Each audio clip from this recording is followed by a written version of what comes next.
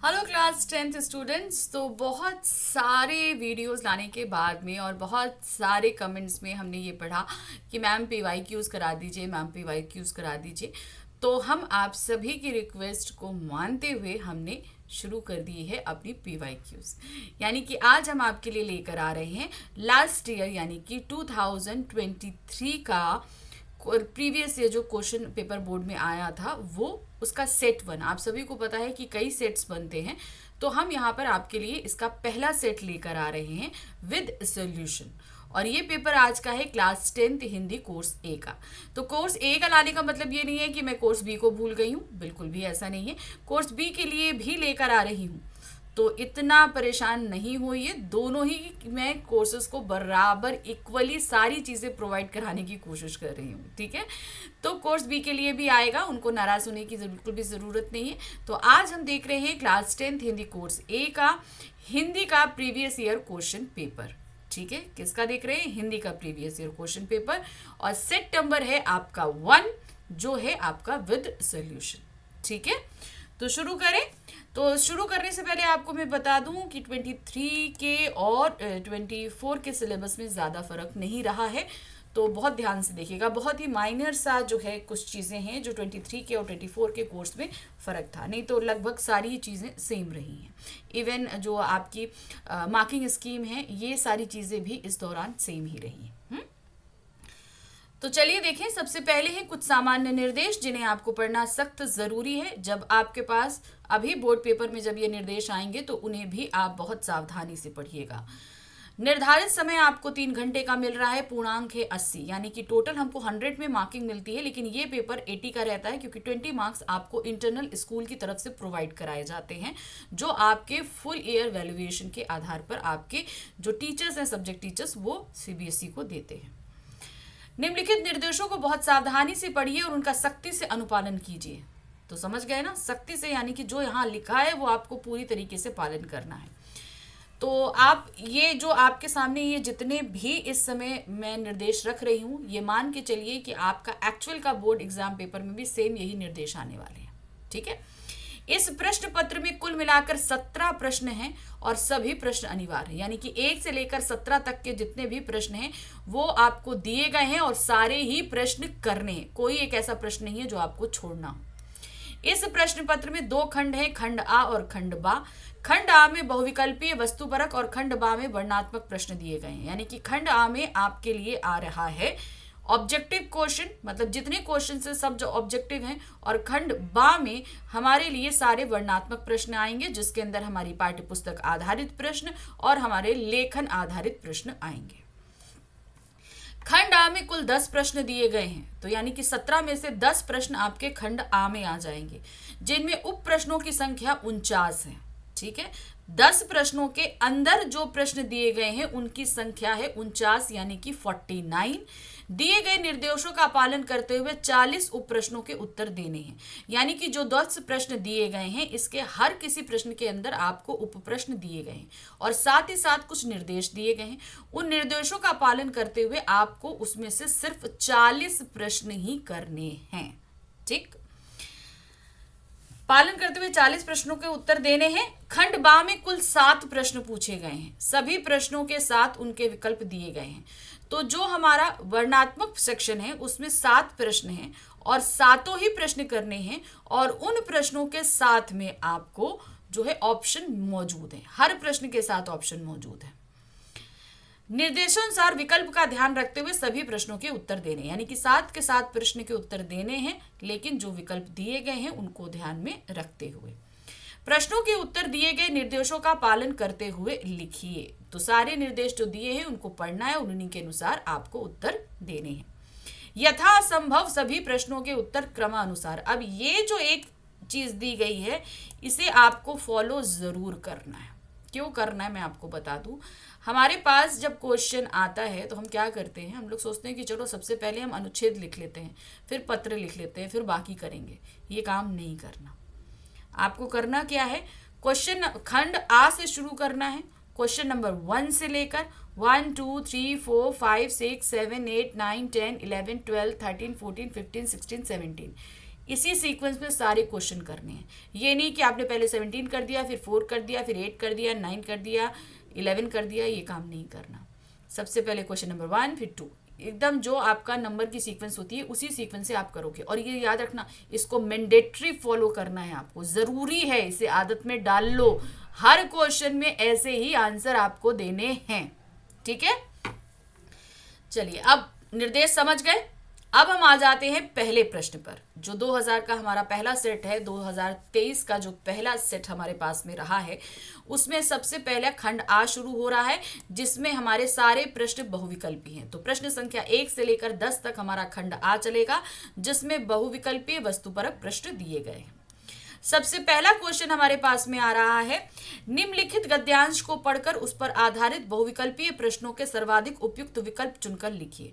तो हमारे पास एक अपठित गद्यांश आ रहा है, उस गद्यांश को हमें पढ़ना है और पढ़ने के बाद उस पर आधारित 5 बहुविकल्पीय प्रश्नों को करना है, जिसके लिए हमें लगेंगे 5 मार्क्स मिलेंगे, यानी कि 5 क्वेश्चन के लिए 5 नंबर, यानी कि 1 क्वेश्चन के लिए 1 नंबर मिल रहा है। तो पूरे ध्यान से। अच्छा, अब आपको मैं यहाँ पर एक चीज़ और बहुत ही कायदे से बता दूं कि जब आपकी राइटिंग सेक्शन का काम शुरू होगा, यानी कि आपके जो समय दिए गए हैं 3 घंटे, जब वो शुरू होंगे तो उससे पहले आपको क्वेश्चन पेपर 15 मिनट पहले मिल जाएगा। तो वो जो 15 मिनट है, उस दौरान आप इस अपठित गद्यांश और पद्यांश दोनों को पढ़ के इसके आंसर निकाल लेना, ताकि उन 3 घंटों में आपका समय वेस्ट ना हो। तो चलिए, सबसे पहले तो अभी हम प्रीवियस ईयर क्वेश्चन पेपर कर रहे हैं, इसे देख लेते हैं। कोलकाता भी दूसरे बड़ों शहरों की तरह एक बड़ी नदी के किनारे बसा है। गंगा से निकली एक धारा ही हुगली नदी है, लेकिन दूसरे कई शहरों की तरह कोलकाता में नदी का बहाव एक तरफा नहीं है। हुगली ज्वारी नदी है, यानी कि इसमें ज्वार भाटा, जो हाई टाइड और लो टाइड आता है, और बंगाल की खाड़ी से उसका मुहाना 140 किलोमीटर की दूरी पर है। हर रोज ज्वार के समय समुद्र नदी के पानी को वापस कोलकाता तक ठेलता है। ज्वार और भाटे के बीच जल स्तर एक ही दिन में कई फुट ऊपर और नीचे हो जाता है। शहर के पश्चिम में बहने वाली हुगली नदी में कोलकाता अपना मैला पानी बहाकर उसे भुला नहीं सकता। नीचे बह जाने की बजाय क्या पता ज्वार के पानी के साथ अपशिष्ट पदार्थ वापस शहर लौट आए। शहर के कुल मैले पानी का एक छोटा सा हिस्सा ही हुगली में बहाया जाता है, यह भी चोरी छिपे।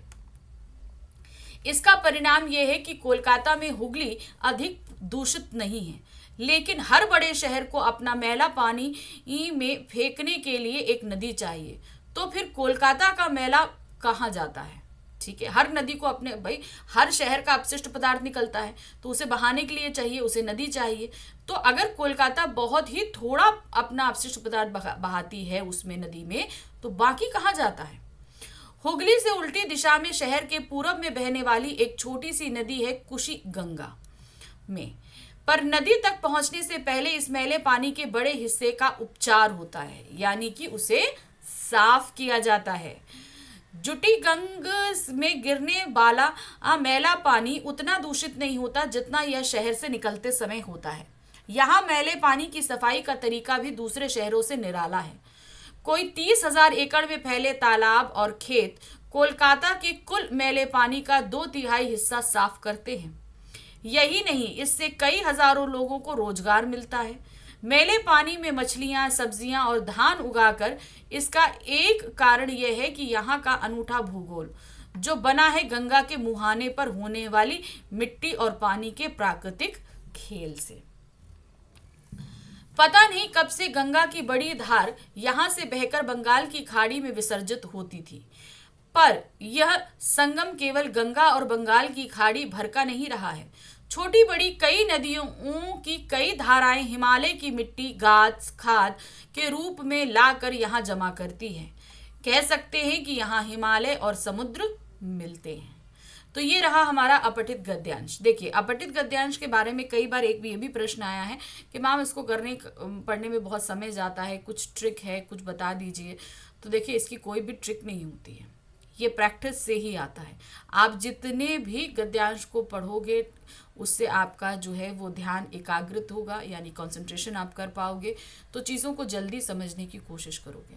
ये समझो कि कोई शॉर्ट टिक है, इसको कर दे तो नहीं, क्योंकि देखिए साहित्य बहुत वृहत है, कहाँ से उठा कर दिया जाएगा नहीं पता है।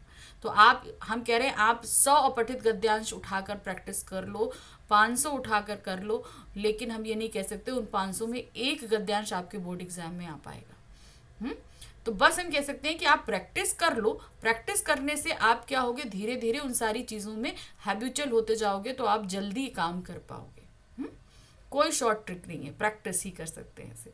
तो चलिए, गद्यांश तो हमने पढ़ लिया। इस पे आधारित हमारे सामने 5 प्रश्न हैं। पहला प्रश्न है, कोलकाता में बहने वाली किन किन नदियों का उल्लेख अनुच्छेद में हुआ है। ठीक है, अब देखिए कौन कौन सा है। गंगा, उल्टी गंगा, यमुना। गंगा हुगली उल्टी गंगा, गंगा यमुना हुगली, हुगली गंगा या उल्टी गंगा। तो सही क्या है, नंबर 4, हुगली गंगा और उल्टी गंगा जो है इनका उल्लेख हुआ है। नेक्स्ट आते हैं, गद्यांश आधारित निम्नलिखित कथनों को पढ़कर सही विकल्प का चयन कीजिए। तो 3 कथन दिए हैं, नीचे ऑप्शन दिए हैं, हमें उसी के हिसाब से इनका चयन करना है।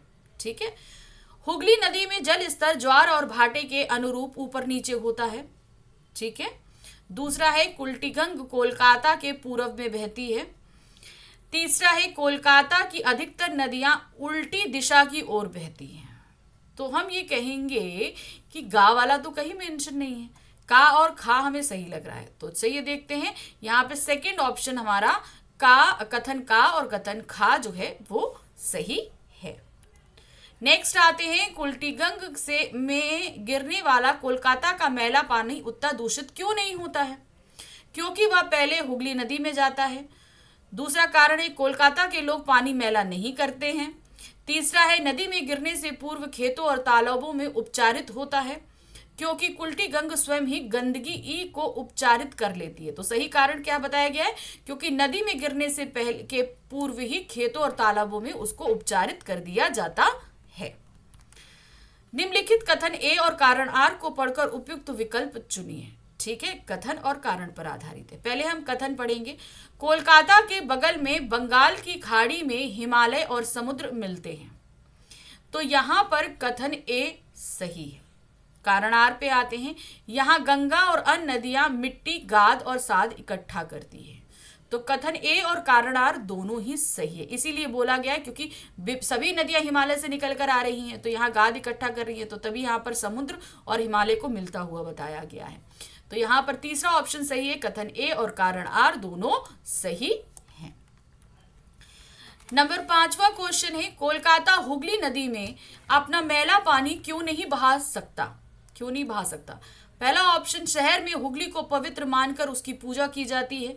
दूसरा है, हुगली एक छोटी नदी है, मैला पानी बहाने लायक नहीं है। तीसरा है, हुगली में समुद्र पानी वापस भेजता है, अपशिष्ट लौट सकता है। चौथा है, हुगली पश्चिम से बहती है, अपशिष्ट उस ओर लाना कठिन है।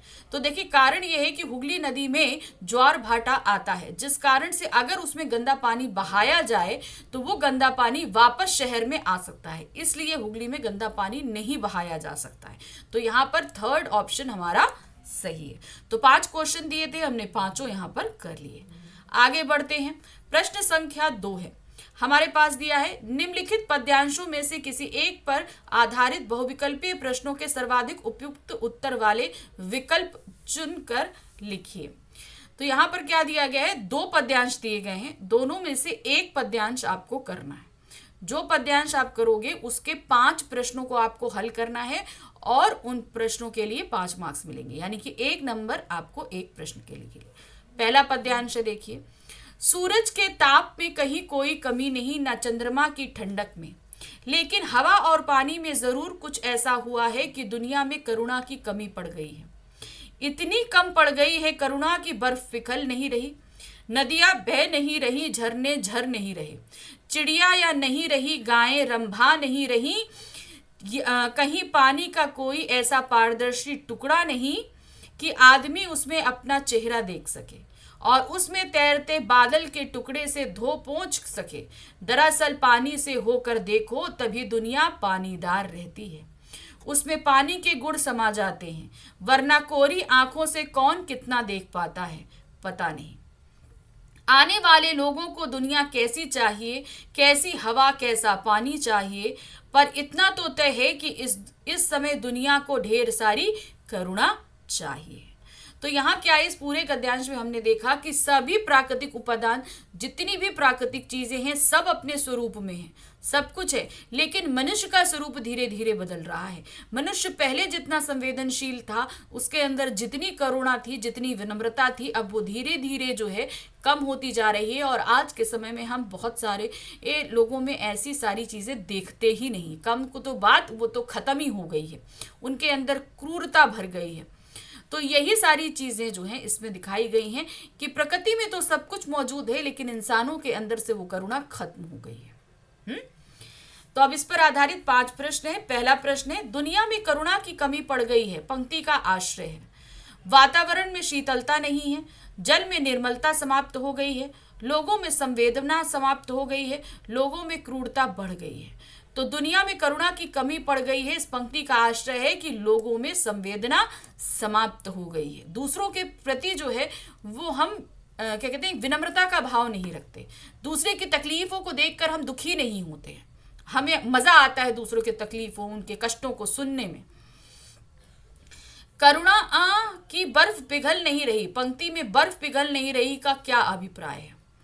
पहला है, लोग स्वार्थ में आत्म केंद्रित हो गए हैं, लोग दूसरों के दुखों से द्रवीभूत नहीं हो रहे हैं, लोगों के हृदय की पवित्रता समाप्त हो गई है, लोग एक दूसरे से सहमत नहीं हो रहे हैं। तो यहाँ बर्फ पिघल नहीं रही है, इस पंक्ति का आश्रय है लोग दूसरों के दुखों से द्रवीभूत नहीं हो रहे, अर्थात दूसरों के दुख को देखकर उन्हें कोई भी मतलब नहीं है, वो दुखी नहीं हो रहे, उन्हें मजा आ रहा है। तीसरा प्रश्न है, दूसरों के दुख दर्द के प्रति सहानुभूति दिखाने वाले लोग नहीं हैं, इस भाव को व्यक्त करने वाली पंक्ति है। अब क्या, दूसरों के दुख दर्द के प्रति सहानुभूति दिखाने वाले लोग नहीं, ये जो पंक्ति कही गई है इसका भाव किस पंक्ति से व्यक्त हो रहा है? कहीं पानी का कोई ऐसा पारदर्शी टुकड़ा नहीं है, सूरज के ताप में कहाँ कोई कमी नहीं, लेकिन हवा और पानी में जरूर कुछ ऐसा हुआ है, वरना कोरी आंखों से कौन कितना देख पाता है। तो 4 पंक्तियां हैं। तो इस पंक्ति का जो आश्रय है वो है, कहीं पानी का कोई ऐसा पारदर्शी टुकड़ा नहीं है, अर्थात दूसरों के दुख दर्द के प्रति सहानुभूति दिखाने वाले अब लोग नहीं है। चौथा प्रश्न है, सूरज के ताप में कहीं कोई कमी नहीं, न चंद्रमा की कोई ठंडक में, पंक्ति के माध्यम से कवि क्या कहना चाहते हैं? ऑप्शन में आइए। सूर्य की ऊर्जा में गर्मी की कमी नहीं है, चंद्रमा की चांदनी में कोई कमी नहीं है, सूर्य और चंद्रमा के दैनिक क्रियाकलापों में कोई परिवर्तन नहीं है, प्राकृतिक उपादानों में सहज करुणा की भावना है। तो यहाँ पर इस पंक्ति के माध्यम से कवि ने क्या कहना चाहा है कि प्राकृतिक उपादानों में सहज करुणा की भावना है। हमने बताया ना, जितनी भी प्राकृतिक चीजें हैं सब अपने स्वरूप में है, सब में करुणा है, सब में सहजता है, लेकिन मनुष्य में नहीं बची है। तो इस पंक्ति के माध्यम से कह रहे हैं ना, सूरज के ताप में कहीं कोई कमी नहीं, न चंद्रमा में ठंडक। उन सभी की जो अपनी प्रकृति है वो उन सभी अपनी प्रकृति के हिसाब से जो है वो बर्ताव कर रहे हैं। तो यहाँ पर है क्या, प्राकृतिक उपादानों में सहज करुणा की भावना है। 5वां प्रश्न है, इस समय समस्त विश्व को आवश्यकता है किसकी? स्वच्छ हवा, परोपकार, स्वच्छ पानी या करुणा? तो लास्ट पंक्ति में क्या था? करुणा की आवश्यकता है। तो यहाँ हमारा पहला पद्यांश खत्म हो गया। अब अथवा करके दूसरा आया है, तो पहला करिए या दूसरा करिए, दोनों में से आपको एक करना है। सेम यही है, पद्यांश पढ़िए, इसके ऊपर 5 प्रश्न दिए गए हैं, 5 में से आपको सिर्फ एक क्या कहते हैं, पांचों के पांचों करने हैं और हर प्रश्न के लिए आपको 1 नंबर मिलने वाला है। दरवाजे से बाहर जाने के पहले अपने जूतों के तस्बे बांधने के लिए मैं झुकता हूँ, रोटी का कौर तोड़ने और खाने के लिए झुकता हूँ अपनी थाली पर, जेब से अचानक गिर गई कलम या सिक्के को उठाने को झुकता हूँ लेकिन उस तरह नहीं जैसे एक चापलूस की आत्मा झुकती है किसी शक्तिशाली के सामने, जैसे लज्जित या अपमानित होकर झुकती हैं आंखें, झुकता हूँ जैसे शब्दों को पढ़ने के लिए आंखें झुकती हैं, ताकत और अधीनता की भाषा से बाहर भी होते हैं शब्दों और क्रियाओं के कई अर्थ, झुकता हूँ जैसे घुटना हमेशा पेट की तरफ ही मुड़ता है, यह कथन सिर्फ शरीर की नैसर्गिक गुणों या अवगुणों की ही व्यक्त नहीं करता, कहावतें अर्थ से ज्यादा अभिप्राय में निवास करती हैं। तो यहाँ इस पूरे में दिखाया गया है कि आजकल का समय क्या है, लोग चापलूस हो गए हैं। जहां उनका फायदा है वो बिना किसी अपनी सारी क्या कहते हैं अपने सारे अस्तित्व को मिटाकर उस व्यक्ति की चापलूसी में लग जाते हैं। हम झुकते तो दिन में कई बार हैं, चाहे खाना खाएं, चाहे जमीन पर पड़ी कलम या सिक्का उठाएं, चाहे जूतों के तस्बे बांधने के लिए झुके, लेकिन चापलूसी की तरह हमें नहीं झुकना चाहिए। इस पूरी कविता में यही बताने का प्रयत्न किया गया है। अब इस पे आधारित 5 प्रश्न है। पहला प्रश्न देखिए, किस तरह झुकना जीवन के सामान्य कार्य व्यवहार का हिस्सा नहीं है? जूते के फीते बांधने के लिए झुकना, खाने का कौर उठाने के लिए झुकना, ताकतवर के सामने सिर झुकाना, किसी गिरी वस्तु को उठाने के लिए झुकना। तो पूरे दिन में हम बहुत सारी चीजों के लिए झुकते हैं जो हमारा स्वाभाविक है, लेकिन अस्वाभाविक झुकना क्या है? ताकतवर के सामने सिर का झुकना, ये अस्वाभाविक है, ये हमारे व्यवहार का हिस्सा नहीं है। दूसरा प्रश्न है, चापलूस की आत्मा के झुकने से क्या आप क्या समझते हैं? चापलूस की आत्मा के झुकने से आप क्या समझते हैं? तो यहाँ क्या दिया गया है? किसी अधिकार संपन्न की खुशामद करने वाला व्यक्ति और उसकी आदतें, अपने लाभ के लिए खुशामद करने वाले के द्वारा आत्मसम्मान को छोड़ दिया जाना, एक सत्ता संपन्न व्यक्ति द्वारा मजबूत व्यक्तियों का लाभ उठाना, खुशामद पसंद व्यक्ति और उसके अनुयायियों का समूचा कार्य व्यवहार। तो यहाँ पर चापलूस की आत्मा के झुकने से क्या अभिप्राय है? अपने लाभ के लिए खुशामद करने वाले के द्वारा आत्मसम्मान को छोड़ दिया जाना, यानी कि हमें जिस व्यक्ति से अगर हमें फायदा है तो हम अपना आत्मसम्मान छोड़कर उसके सामने झुकते चले जाते हैं, यहाँ ये तात्पर्य है। प्रश्न संख्या 3 है, शब्दों को पढ़ने के लिए आंख के झुकने में किस प्रकार का भाव है? शब्दों को पढ़ने के लिए हमें आंख को झुकाना पड़ता है, ये किस प्रकार के भाव को व्यक्त कर रहा है? विनम्रता, अपमान, लज्जा या आत्मावलोकन? तो यहाँ पर पढ़ने के लिए आंखों का झुकना बताता है विनम्रता, कि हमारी आंखों में और हमारी आत्मा में अभी विनम्रता बाकी है। ताकत की अधीनता की भाषा से बाहर भी होते हैं शब्दों और क्रियाओं के कई अर्थ। पद्यांश के इस कथन का क्या आश्रय है? ठीक है, निम्नलिखित कथनों को पढ़कर उचित विकल्प का चयन करना है। तो ये जो पंक्ति दी गई है, इसका अर्थ इन तीनों में से किसी एक में है, वो हमें निकालना है। एक में भी हो सकता है और कई में भी हो सकता है। तो देखिए क्या है, शब्दों और क्रियाओं का अर्थ समाज की सत्ता संरचना द्वारा ही तय होते हैं। बिल्कुल नहीं, समाज में जो सत्ता है वो क्या हमारे शब्दों को बदल सकती है? बिल्कुल भी नहीं बदल सकती। तो ये वाला ऑप्शन गलत है। नेक्स्ट आते हैं, शब्दों और क्रियाओं को बरतना मनुष्य की चेतना के अधीन है। बिल्कुल सही है, मतलब अब हमारे अंदर कितनी चेतनाएं, हम किस बारे में कितना समझते हैं, हम उसी के हिसाब से अपनी शब्दों और अपनी क्रियाओं को बदलते हैं। ये हमारी मर्जी होती है। हम चाहें तो कोई भी हमें वैसा करने को बाध्य नहीं कर सकता जिससे लज्जित या अपमानित होना पड़े। समझ में आया? तो हमको कोई बाध्य नहीं कर सकता। तो ये तीसरा वाला कथन भी सही है। तो यहाँ पर 2 और 3 सही है, तो सही ऑप्शन हमारा यहाँ पर डी है, जहाँ पर लिखा है 2 और 3। नंबर 5 पे आते हैं, इस कविता में प्रयुक्त अर्थ एवं अभिप्राय का तात्पर्य क्या है? अर्थ और अभिप्राय 2 शब्द दिए गए हैं कविता में, तो इसका अर्थ क्या है? अर्थ का मतलब है मतलब, अभिप्राय का मतलब है नियत। अर्थ का मतलब है नियत या अभिप्राय का मतलब है मतलब। तीसरा है अर्थ आश्रय, अभिप्राय लक्ष्य। चौथा है अर्थ तात्पर्य, अभिप्राय मंसूबा।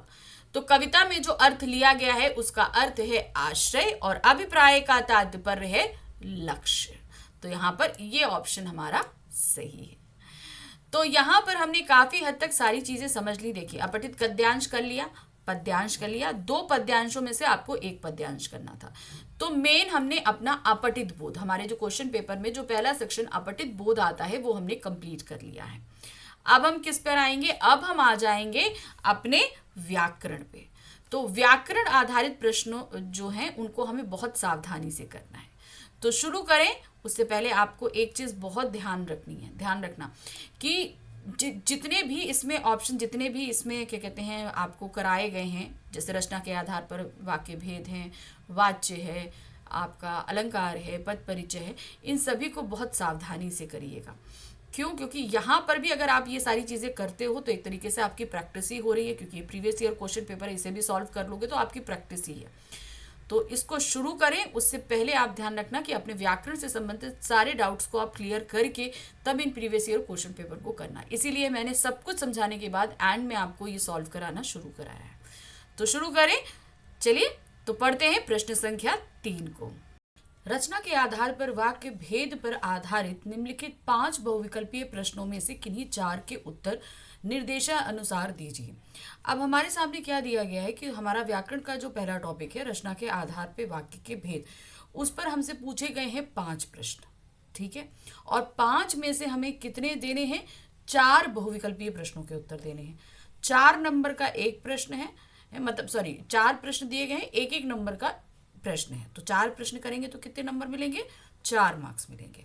तो चलिए शुरू करते हैं। जो निर्देश दिए गए हैं उसी हिसाब से हम उसको चुनेंगे। जैसा कि दिया है, जैसा कि बताया जा चुका है कि मूर्ति संगमरमर की थी, वाक्य का सरल वाक्य में रूपांतरण करना। अब यहाँ पे देखिए, ये जो वाक्य दिया गया है, जैसा कि बताया जा चुका है कि मूर्ति संगमरमर की थी, ये वाक्य ऑलरेडी किस में दिया गया है? आपका मिश्र वाक्य में। इसका सरल वाक्य हमें बताना है। आंसर देंगे, 1 नंबर मिलेगा। देखिए, मूर्ति संगमरमर की थी, इसके बारे में बताया जा चुका है, नहीं, क्यों? क्योंकि देखिए ये 2 वाक्य में है। मूर्ति संगमरमर की थी जिसके बारे में बताया जा चुका है, ये भी हमारा नहीं आता है सरल वाक्य में। मूर्ति के संगमरमर के होने के विषय में बताया जा चुका है, तो ये हमें सही लग रहा है, हम आगे रुकते हैं। बताया जा चुका है कि मूर्ति संगमरमर की थी, तो ये भी सही नहीं है क्योंकि की लगा है बीच में। एक वाक्य इधर है, एक वाक्य इधर है, ये मिश्र वाक्य का ही उदाहरण है। तो यहाँ पर कौन सा सही है? नंबर 3 हमारा उदाहरण सही है। नेक्स्ट आते हैं। केवल एक चीज की कसर थी जो देखते ही खटकती थी। क्या खटकती थी? वाक्य का संयुक्त वाक्य में रूपांतरण होगा। अब इसे किस में करना है? हमें संयुक्त वाक्य में। अब यहाँ दिया क्या गया है? केवल एक चीज की कसर थी जो देखते ही खटकती थी। अब ये हमको क्या सामने ऑलरेडी मिश्र वाक्य में दिया गया है, जिसे हमें तब्दील करना है संयुक्त वाक्य में। केवल एक चीज की कसर थी और वह देखते ही खटकती थी, बिल्कुल सही है। केवल एक चीज की कसर थी जो क्या कहते हैं, वह देखते ही खटकती थी, ये हमें बिल्कुल ही आपका संयुक्त वाक्य लग रहा है। आगे बढ़ते हैं। देखते ही खटकने वाली एक चीज की कसर थी, तो ये सरल वाक्य आ गया। नहीं, यूं तो कसर कोई नहीं थी पर चीज देखते ही खटकने लगती थी। देखिए, अब ये वाक्य अननेसेसरी जो हमारा बोला गया है उससे थोड़ा सा बढ़ा दिया गया है, इसलिए ये सही नहीं होगा। केवल एक चीज की कसर थी जिसे देखते ही खटका होता था, ये भी नहीं। तो सही कौन सा हुआ? आपका नंबर 1। नेक्स्ट आते हैं। पिताजी थक कर सो गए, इसका मिश्र वाक्य होगा। मिश्र वाक्य बनाना है। पिताजी थक गए हैं इसलिए सो गए हैं। पिताजी सोए हैं और थके हुए हैं। क्योंकि पिताजी थक गए हैं इसलिए सोए हैं। पिताजी थकने पर सो गए हैं। तो सही कौन सा है? नंबर 3 देखिए, क्योंकि पिताजी थक गए हैं इसलिए सोए हैं। नेक्स्ट आते हैं। अब देखिए, यहाँ पर हमारे सामने क्या है?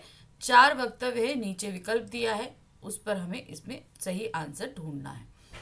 निम्नलिखित वाक्यों में सरल वाक्य पहचान कर नीचे दिए गए सबसे सही विकल्प को चुनकर लिखिए। तो इसमें से हमें सरल वाक्य ढूंढने हैं और नीचे ऑप्शंस दिए गए हैं, ठीक है। रास्ते और भी सकरे होते जा रहे थे। रास्ते और भी सकरे होते जा रहे थे, ये बिल्कुल ही सरल वाक्य है, टिक मार्क करिए। फिर आते हैं। हवा बह रही थी और पेड़ पौधे झूम रहे थे, ये एक संयुक्त वाक्य है। सिक्किमी नवयुवक ने मुझे बताया प्रदूषण के चलते स्नोफॉल कम होती जा रही है। अब यहाँ पर बताया कि इसे साफ पता चल रहा है कि ये एक मिश्र वाक्य है, तो ये भी सरल वाक्य नहीं है। मीठी झड़कियाँ देकर उसने गाय को भगा दिया। अब यहाँ पर हम क्या देख रहे हैं कि ये जो है चौथा वाला एकदम सही है, तो पहला और चौथा सही है, ये दोनों ही आपके सरल वाक्य हैं। विकल्प में आइए। कथन ए और 4 सही है, ठीक है, ओके। तो यहाँ पर पहला आपका सही हो रहा है। पहला और चौथा है, तो देखिए पहले चौथे का ऑप्शन इसी में दिया गया है। नेक्स्ट आते हैं नंबर 5। स्तंभ 1 और स्तंभ 2 को सुमेलित करके उचित विकल्प चुनकर लिखिए। अब स्तंभ 1 में वाक्य के नाम दिए गए हैं, इधर वाक्य दिए गए हैं, हमें सुमेलित करना है, ठीक है। चलिए शुरू करते हैं। सबसे पहले देखिए सरल, यहाँ पर हमें पढ़ना होगा, उसी हिसाब से मार्क करते जाएंगे। या तो पढ़ाई कर लो या टीवी ही देख लो, नौकरी करने पर तनख्वाह तो लोगी ही, वह किताब खो गई जो आपने दी थी। तो देखिए यहाँ पर सबसे पहले जो हम देख रहे हैं वो है आपका पहले वाले का सरल वाक्य का, ठीक है ना। सरल वाक्य का कौन सा है, वो आ रहा है आपका बा, ठीक है। सरल वाक्य कौन सा है, नौकरी करने पर तनख्वाह तो लोगी ही। फिर उसके बाद नंबर 2 आपका मिश्र वाक्य है। मिश्र वाक्य में कौन सा आ रहा है, ध्यान दीजिएगा सबसे पहले जरा ध्यान से। तो यहाँ पर आप देखो, या तो पढ़ाई कर लो या टीवी ही देख लो, ठीक है। ये मिश्र वाक्य का आ गया, क्योंकि या लगा है ना, तो इसलिए या तो पढ़ाई कर लो या तो टीवी देख लो, या लगने की वजह से डिपेंडेबल बन गया। संयुक्त वाक्य आपका यही है, वह किताब खो गई, ठीक है। तो ये आपका सा हो गया। तो देखिए पहले का बा, ये पहला दूसरा तीसरा लिखा है, तो पहले का बा यहाँ पर है और यहाँ पर, पहले का बा 2 जगह आया, दूसरे का आ यहाँ पे आ रहा है, और तीसरे का सा, यानी कि डी वाला ऑप्शन हमारा सही है। अब हम आ गए नंबर 4 पे। यहाँ पर क्या है, वाच्य पर आधारित निम्नलिखित 5 बहुविकल्पीय प्रश्नों में से किन्हीं 4 के उत्तर देने हैं। हमारे सामने वाच्य आधारित 5 प्रश्न रखे गए हैं और हमें 4 प्रश्नों के उत्तर देने हैं। निम्नलिखित में कर्म वाच्य का उदाहरण है, ठीक है। इसमें भी सिंपल, एक क्वेश्चन के लिए 1 मार्क मिलेगा, 4 करेंगे आपको 4 मिलेगा। निम्नलिखित में कर्मवाच्य का उदाहरण है, वह तो उससे रोया नहीं जा, अब तो उससे रोया नहीं जाता, अब तो वह नहीं रोती, माँ द्वारा खाना बनाया जाता है, माँ से सोया नहीं जाता। तो यहाँ पर आपने कौन सा देखा, सही कौन सा है, थर्ड वाला, माँ द्वारा खाना बनाया। कर्मवाच्य में द्वारा लगता है, वैसे तो से भी लगता है, लेकिन माँ से सोया नहीं जाता, ये सीधे सीधे कहाँ आ रहा है, भाववाच्य में आ रहा है। तो सही ऑप्शन है आपका थर्ड वाला। नेक्स्ट आते हैं, निम्नलिखित में से कर्तवाच्य का उदाहरण है। अब इसमें कर्तवाच्य का उदाहरण ढूंढना है। चलो चला जाए, चलो कहीं चला जाए, चलो घूमने चलते हैं, नहीं मुझसे नहीं चला जाएगा। अब इसमें देखिए क्या है, आप चला जाए और चला जाएगा, ये तीनों ही आप क्या देख रहे हो, भाववाच्य में है। हाँ, सही क्या है, चलो घूमने चलते हैं, ये सही, क्योंकि चलते हैं जो क्रिया है वो किस पे डिपेंड हो रही है, जो इस वाक्य को बोल रहा है ना। तो बोलने वाले का नाम तो नहीं है, लेकिन चलो चलते हैं ये कर्ता पर डिपेंडेबल दिख रही है हमें। नंबर 3 है, निम्नलिखित वाक्यों में भाववाच्य का वाक्य है। भाववाच्य, बच्चा बैठता है, नहीं, राम से आया नहीं जाता, ये हमें भाववाच्य लग रहा है। आगे बढ़ते हैं, रमेश आता है, आपसे पत्र नहीं लिखा गया। तो यहाँ पर जो भाववाच्य का सही उदाहरण है वो कौन सा है, राम से आया नहीं जाता। नंबर 4 है, मैं ये भाषा नहीं पढ़ सकूंगा, वाक्य को कर्मवाच्य में बदलने पर होगा। अब ये वाक्य दिया है, मैं ये भाषा नहीं पढ़ सकूंगा, इसको जब हम कर्मवाच्य में बदलेंगे तो क्या स्वरूप होगा। यहाँ पर ये एक सरल वाक्य में सरल वाक्य है और ये एक कर्तवाच्य में दिया है, ध्यान रखिए। मैं ये भाषा नहीं पढ़ सकूंगा, अच्छा पढ़ सकूंगा, सॉरी ये तो भाववाच्य में है, ठीक है। तो इसे कर्मवाच्य में बदलना है। मुझसे ये भाषा नहीं पढ़ी जा सकेगी, बिल्कुल सही है, कर्मवाच्य लग रहा है, ठीक है। लेकिन तब भी अभी हम रुकते हैं, ठीक है, हम रुकेंगे, क्यों, क्योंकि कर्मवाच्य की जो विभक्ति चिन्ह से और द्वारा, और हमने आपको क्या बताया था कि जहाँ कहीं भी हमारा असमर्थता व्यक्त होती है तो वहाँ हम द्वारा हटा के से लगाते हैं, लेकिन यहाँ पर से लगा हुआ है, ठीक है। आगे बढ़ते हैं, मैंने यह भाषा पहले ही पढ़ी है, ये एक कर्तवाच्य है। मैं यह भाषा पढ़ने का प्रयास कर सकता हूँ, ये भी कर्तवाच्य है। मेरे द्वारा ये भाषा पढ़ी जा सकेगी, मेरे द्वारा ये भाषा पढ़ी जा चुकेगी, ये कर्मवाच्य हमें लग रहा है, लेकिन पढ़ सकूंगा और जा सकेगी, इन दोनों में फर्क हो गया है। तो सही कौन सा है आपका नंबर 1, मुझसे यह भाषा नहीं पढ़ी जा सकेगी। यहाँ पर नहीं है, जबकि यहाँ पर वो कह रहा है कि हम पढ़ लेंगे, तो ये अपने आप में गलत हो गया। नंबर 5 आते हैं, फिर वही स्तंभ 1 को स्तंभ 2 से सुमेलित करना है हमें, ठीक है। चलिए देखते हैं यहाँ पर। सबसे पहले हमारे पास यहाँ पर पढ़िए आप, पक्षियों से उड़ा जाता है, पुलिस द्वारा चोर पकड़ा गया, चलो यहाँ से चले, ठीक है। तो यहाँ पर हम देख रहे हैं जो पहला है कर्तवाच्य, वो कौन सा है, चलो यहाँ से चले, ठीक है। फिर पक्षियों से उड़ा जाता है। ओके, तो देख लिए यहाँ पर कर्तवाच्य है आपका सा, भाववाच्य है आपका आ, और कर्मवाच्य है बा। ठीक है, तो नंबर पहले का हमारा क्या है, पहला हमारा कौन सा आ रहा है, सा। ठीक है, तो यहाँ पर सा ऑप्शन सिर्फ एक दिया गया है। ठीक है, ये देखिए, दूसरे का है बा और तीसरे का है आ। ठीक, चलिए अब आ गए प्रश्न संख्या 5 पे। 5 में क्या दिया है, पद परिचय पर आधारित निम्नलिखित 5 बहुविकल्पीय प्रश्नों में से किन्हीं 4 के उत्तर चुनकर लिखिए। अब फिर से क्या है हमारे सामने, पद परिचय पर आधारित 5 प्रश्न दिए गए हैं। पांचों में से हमें कितने प्रश्न करने हैं, सिर्फ 4 प्रश्न करने हैं, जिसके एक प्रश्न के लिए हमें 1 मार्क्स मिलेगा। तो चलिए देखते हैं ये कैसे करेंगे हम। जल्दी से जाकर दुकान से दूध ले आओ, वाक्य में रेखांकित शब्द का पद परिचय होगा। रेखांकित शब्द क्या है, दुकान। दुकान क्या होती है, दुकान तो संज्ञा शब्द है। कौन सी संज्ञा है, जातिवाचक संज्ञा। तो यहाँ चारों ही जातिवाचक दी गई हैं। दुकान खुली होती है या दुकान खुला होता है, जाहिर सी बात है स्त्रीलिंग होती है। तो पुल्लिंग, स्त्रीलिंग, स्त्रीलिंग, तो ये वाला पहला वाला ऑप्शन तो हमारा कट गया। दुकान से दूध ले आओ, दुकान क्या है, एक वचन है। तो ऑप्शन देखिए, एक वचन, एक वचन, बहुवचन, तो नंबर 4 भी कट गया क्योंकि यहाँ बहुवचन दिया गया। 2 ऑप्शन बचे हैं। दुकान से दूध ले आओ, अब ये कौन सा कारक होगा, करण कारक है, अपदान कारक है। अपदान कारक में कोई चीज कहीं से अलग होती है, जबकि करण कारक संबंध दिखाता है। तो यहाँ दुकान से दूध लाना है, तो यहाँ पर वो वहां से लेकर आ रहा है। तो क्या होगा, आपका करण होगा या अलग। यहाँ तो हम ये तो नहीं कह रहे दुकान से दूध ले आओ, तो दुकान से दूध लेकर आना यानी कि दुकान से दूध को अलग करना है ना। तो कौन सा कारक हुआ, ये हुआ आपका अपदान कारक, ये करण कारक अलग हो गया। नेक्स्ट आते हैं, शाम को हम चलेंगे, वाक्य में रेखांकित पद का परिचय है चलेंगे। ठीक है, क्या चलेंगे, क्या चलेंगे, कौन चलेंगे मिल रहा है, लेकिन क्या चलेंगे तो इसका अर्थ नहीं मिल रहा है। तो ये क्या हुआ, अकर्मक क्रिया है। तो अकर्मक क्रिया को छोड़ के हम बाकी ऑप्शंस को कट कर देंगे। 3 अकर्मक है, 1 सकर्मक है। चलिए आगे बढ़ते हैं। शाम को हम चलेंगे, ये कहाँ कौन सा काल बता रहा है, भविष्य काल बता रहा है। ये भी भविष्य काल है, ये भी भविष्य काल है, ये भूतकाल है, इसको कट कर दो। ठीक, 2 ऑप्शन बच रहे हैं अभी हमारे पास। फिर आता है लिंग, शाम को हम चलेंगे, चलेंगी नहीं है तो पुरलिंग है, एक और ये दोनों पुरलिंग है। वचन है, बहुवचन ही है, दोनों बहुवचन है। अब यहाँ पर है कर्तवाच्य होगा कि या कर्मवाच्य होगा।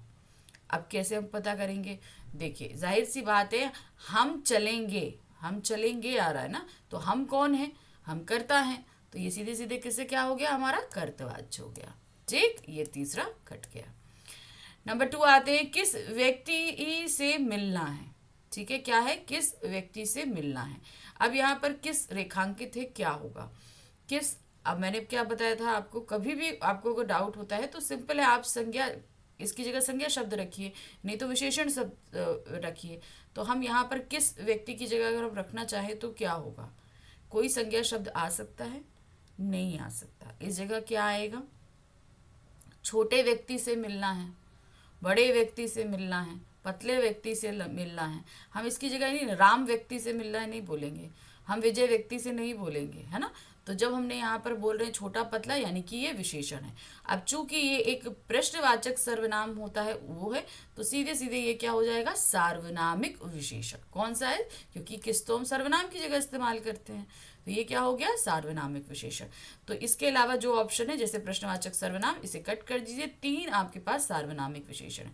किस व्यक्ति से मिलना है, व्यक्ति क्या है, व्यक्ति चलता है या व्यक्ति चलती है, चलता है, जाहिर सी बात है पुरलिंग है, तो स्त्रीलिंग ऑप्शन कट।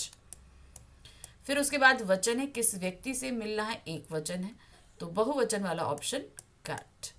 फिर यहाँ व्यक्ति इसका विशेष्य, बिल्कुल सही, नंबर 4 निकल आया हमारा। फिर आते हैं, लड़की के साथ 2 और लोग आने वाले हैं। अब यहाँ पर अंडरलाइन वर्ड है साथ, साथ ले लो, के साथ ले लो, जो भी है। तो ये क्या दिखा रहा है, आप मुझे बताइए। लड़की के साथ 2 और लोगों के संबंध को व्यक्त कर रहा है। लड़की संज्ञा शब्द है, 2 और लोग भी संज्ञा शब्द हैं, ठीक है ना, लोग भी संज्ञा। तो यहाँ पर जब ये जो साथ है, ये क्या है, संबंध बोधक अव्यय है, क्योंकि एक संज्ञा का दूसरे संज्ञा के साथ संबंध के साथ से हो रहा है। ऑप्शन देखिए, समुच्चय बोधक अव्यय नहीं है, संबंध बोधक है, क्रिया विशेषण नहीं है, तो 2 संबंध बोधक अव्यय हैं। अब यह लड़की संज्ञा का संबंध व्याक के दूसरे हिस्से से जोड़ने वाला है, सही है। लोगों का संबंध लड़की के साथ बताने वाला, बिल्कुल भी नहीं है। ये लड़की का संबंध बता रहा है, ये लोगों का संबंध लड़की से नहीं बता रहा है। तो आपका ये ऑप्शन गलत हो गया। सही कौन सा आ गया? नंबर 2। जो ऑप्शंस दिए हैं उसी में स्टेप बाय स्टेप आप देखोगे, आपको आंसर मिलेंगे। नेक्स्ट आते हैं स्तंभ 1 को स्तंभ 2 को सम्मिलित करिए और उचित विकल्प दीजिए। चलिए देखें क्या है यहाँ पर। अरे तुम कब आए, ठीक है। अब यहाँ पर जो ये आपका दिए है ना अव्यय, जो कहते हैं विस्मयादि बोधक, हमें इनको खोजना है, ठीक है। तो यहाँ पर आपको क्या दिया? अरे तुम आए, क्या तुम कब आए, सावधान आगे सड़क है, छी कैसी बदबू है। तो अब यहाँ पर देखो, अरे अरे का मतलब क्या है? हमें आश्चर्य हो रहा है ना। तो आश्चर्य दिया। यहाँ ऑप्शन क्या है? अचरक सूचक, घृणा सूचक, चेतावनी सूचक। तो यहाँ पर अरे जो है ये क्या है? आश्चर्य सूचक है, तो ये अचरज में ही मिलेगा। अचरज या आश्चर्य एक ही चीज है। सावधान आगे सड़क पर गड्ढा है, तो ये चेतावनी दे रहा है, तो इसको सा से मिलाएंगे। छी ये बदबू को दिखा रहा है, तो ये बा से मिलेगा। तो पहले का आ है और दूसरे का सा है। तो पहले का आ 2 जगह है, दूसरे का सा यहाँ दिया है, तीसरे का बा। तो यहाँ पर ये बी ऑप्शन हमारा सही है। चलिए अब हम आ गए हैं अपने प्रश्न संख्या 6, जिसमें कि अलंकार आधारित प्रश्न दिए गए हैं। क्या है? अलंकार आधारित 5 प्रश्न दिए गए हैं। 5 में से हमें 4 प्रश्न करने हैं और इसमें एक प्रश्न के लिए 1 मार्क्स मिलेगा, ठीक है। और 4 करेंगे तो 4 मिलेंगे। आगे नदियां पड़ी अपार, घोड़ा कैसे उतरे पार, राणा ने सोचा इस पार, तब तक चेतक था उस पार। प्रस्तुत पंक्तियों में प्रयुक्त अलंकार है, जाहिर सी बात है अतिशयोक्ति अलंकार है, क्योंकि बात को बढ़ा चढ़ाकर बोला गया है। तो यहाँ पर कौन सा अलंकार होगा? अतिशयोक्ति अलंकार।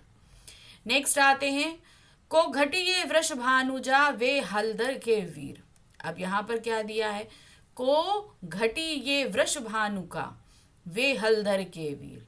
यहाँ वृष भानु का यानी कि ब्रज की जो बिटिया है, वृष भानुजा की जो बिटिया है, उनके लिए बोला जा रहा है। और दूसरा बैल को भी वृष भानुजा कहा जाता है।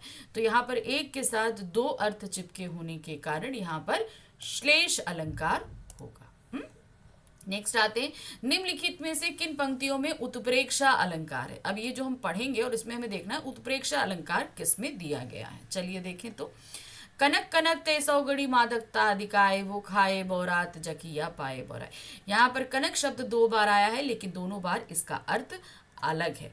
और अलग होने के साथ साथ ही यहाँ पर क्या है? 2 बार आया, दोनों बार अर्थ है अलग है। तो यहाँ पर हुआ यमक अलंकार। तो सही ये हमारा गलत हो गया, क्योंकि यहाँ तो अमक है। हमें तो ढूंढना क्या है? उत्प्रेक्षा अलंकार ढूंढना है। नहीं पराग नहीं मधुर मधु, नहीं विकास इह काल, अली कली की ही सो बांधे, आगे कौन हवाल। तो यहाँ पर आप देख रहे हैं माँ वर्ड की आवृत्ति है, अनुप्रास अलंकार है। आपका आ वर्ड की भी आवृत्ति हो रही है, तो ये भी नहीं है। फिर है चमचमात चंचल नयन, बिच घूंघट पट छीन, मनहु सुर सरिता विमल जल उछरत जनु मीन। तो यहाँ पर देखिए क्या है? मनहु शब्द दिया गया, इससे हम तुरंत निकाल लेंगे कि ये उत्प्रेक्षा अलंकार है, ठीक है। तो यहाँ पर सही क्या देखिए, चमचमात चंचल नयन विच घूंघट छीन, यानी कि चमचमाते हुए चमकते हुए से जो दोनों नयन हैं वो घूंघट को भी पार करके बाहर निकलते से दिखाई दे रहे हैं, इतने चमक रहे हैं वो नयन। मानहु, मनहु मतलब मानो, जैसे लग रहा है सुर सरिता विमल जल उछलत जो नीन। तो यानी कि जैसा लग रहा है कि चमचमाती हुई सी नदी में मछलियां जो हैं वो कूद रही हैं, ऐसा मालूम पड़ता है। तो यहाँ पर तीसरे में हमारा प्रेक्षा अलंकार है। कोटि कुलुस सम वचन तुम्हार, व्यर्थ धनु बारण। तो यहाँ पर उपमा अलंकार है, तो इसे हम कट कर देंगे, ठीक है। नंबर 4 पे आते हैं। फिर हमें स्तंभ 1 से स्तंभ 2 को सुमेलित करना है। यहाँ पर देखिए क्या है, हेम कुंड ले उषा सवेरे, भरती लुढ़काती सुख सवेरे। तो यहाँ पर उषा काल को मानवीयकरण किया गया है, इसलिए ये होगा आपका मानवीयकरण अलंकार। नेक्स्ट है, हरिमुख मानो मधुर मयंक। तो यहाँ पर ये क्या चीज है? उत्प्रेक्षा अलंकार। मानो लगा हुआ है ना, तो मानो जहां लगा होता है वो हम क्या कहते हैं? उत्प्रेक्षा अलंकार में। पानी गए ना उबरे मोती मानस चूर। यहाँ पानी शब्द के साथ 3 अर्थ जुड़े हैं, तो यहाँ पर होगा श्लेष अलंकार। तो यहाँ पर आप देख रहे हैं ए का पहले का सा है, तो पहले का सा देखिए यहाँ पर सिर्फ एक में दिख रहा है, दूसरे का बा है और तीसरे का आ है। नंबर 5, माली आवत देख कर कलियां करें पुकार। प्रस्तुत पंक्तियों में अलंकार है। अब माली को आते देख कर कलियां उन्हें पुकार रही हैं। तो कलियां पुकार सकती हैं नहीं, पुकारने का कार्य किनके द्वारा होगा? मनुष्यों द्वारा होता है। तो जाहिर सी बात है कलियों का मानवीयकरण किया गया है, इसलिए यहाँ पर होगा मानवीयकरण अलंकार। यहाँ पर हमारा खत्म हो चुके हैं व्याकरण आधारित चारों प्रश्न। ठीक है, 2 हमने अपठित बोध के किए, प्रश्न संख्या 1 और 2, और उसके बाद 3, 4, 5, 6 ये 4 प्रश्न हमने किए व्याकरण आधारित। अब हम आ गए हैं प्रश्न संख्या 7 पर। यहाँ पर अब हमारे सामने पठित गद्यांश दिया गया है। हमारी बुक क्षितिज से एक अध्याय से पठित गद्यांश दिया गया है, इसे हमें पढ़ना है और इस पर आधारित 5 बहुविकल्पीय प्रश्नों के उत्तर देने हैं।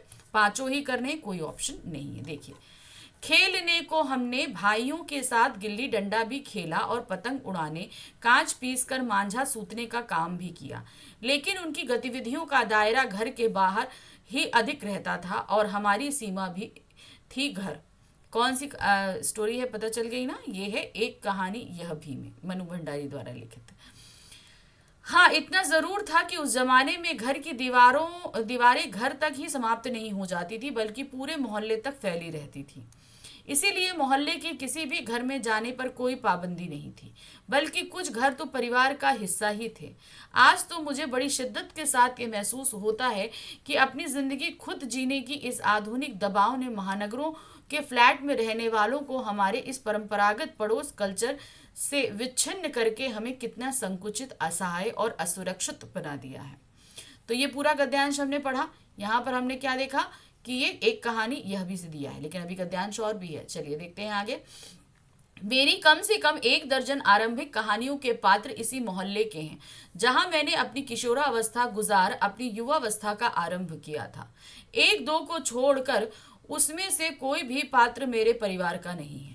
बस इनको देखते सुनते इनके बीच ही मैं बड़ी हुई थी, लेकिन इनकी छाप मेरे मन पर कितनी गहरी थी, बस इस बात का एहसास तो मुझे कहानियां लिखते समय हुआ।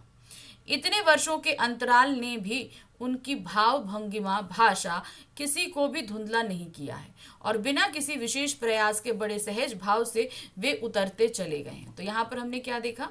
हमने पूरा जो है वो गद्यांश देख लिया, जो हमारी कहानी एक कहानी यह भी से दिया गया है।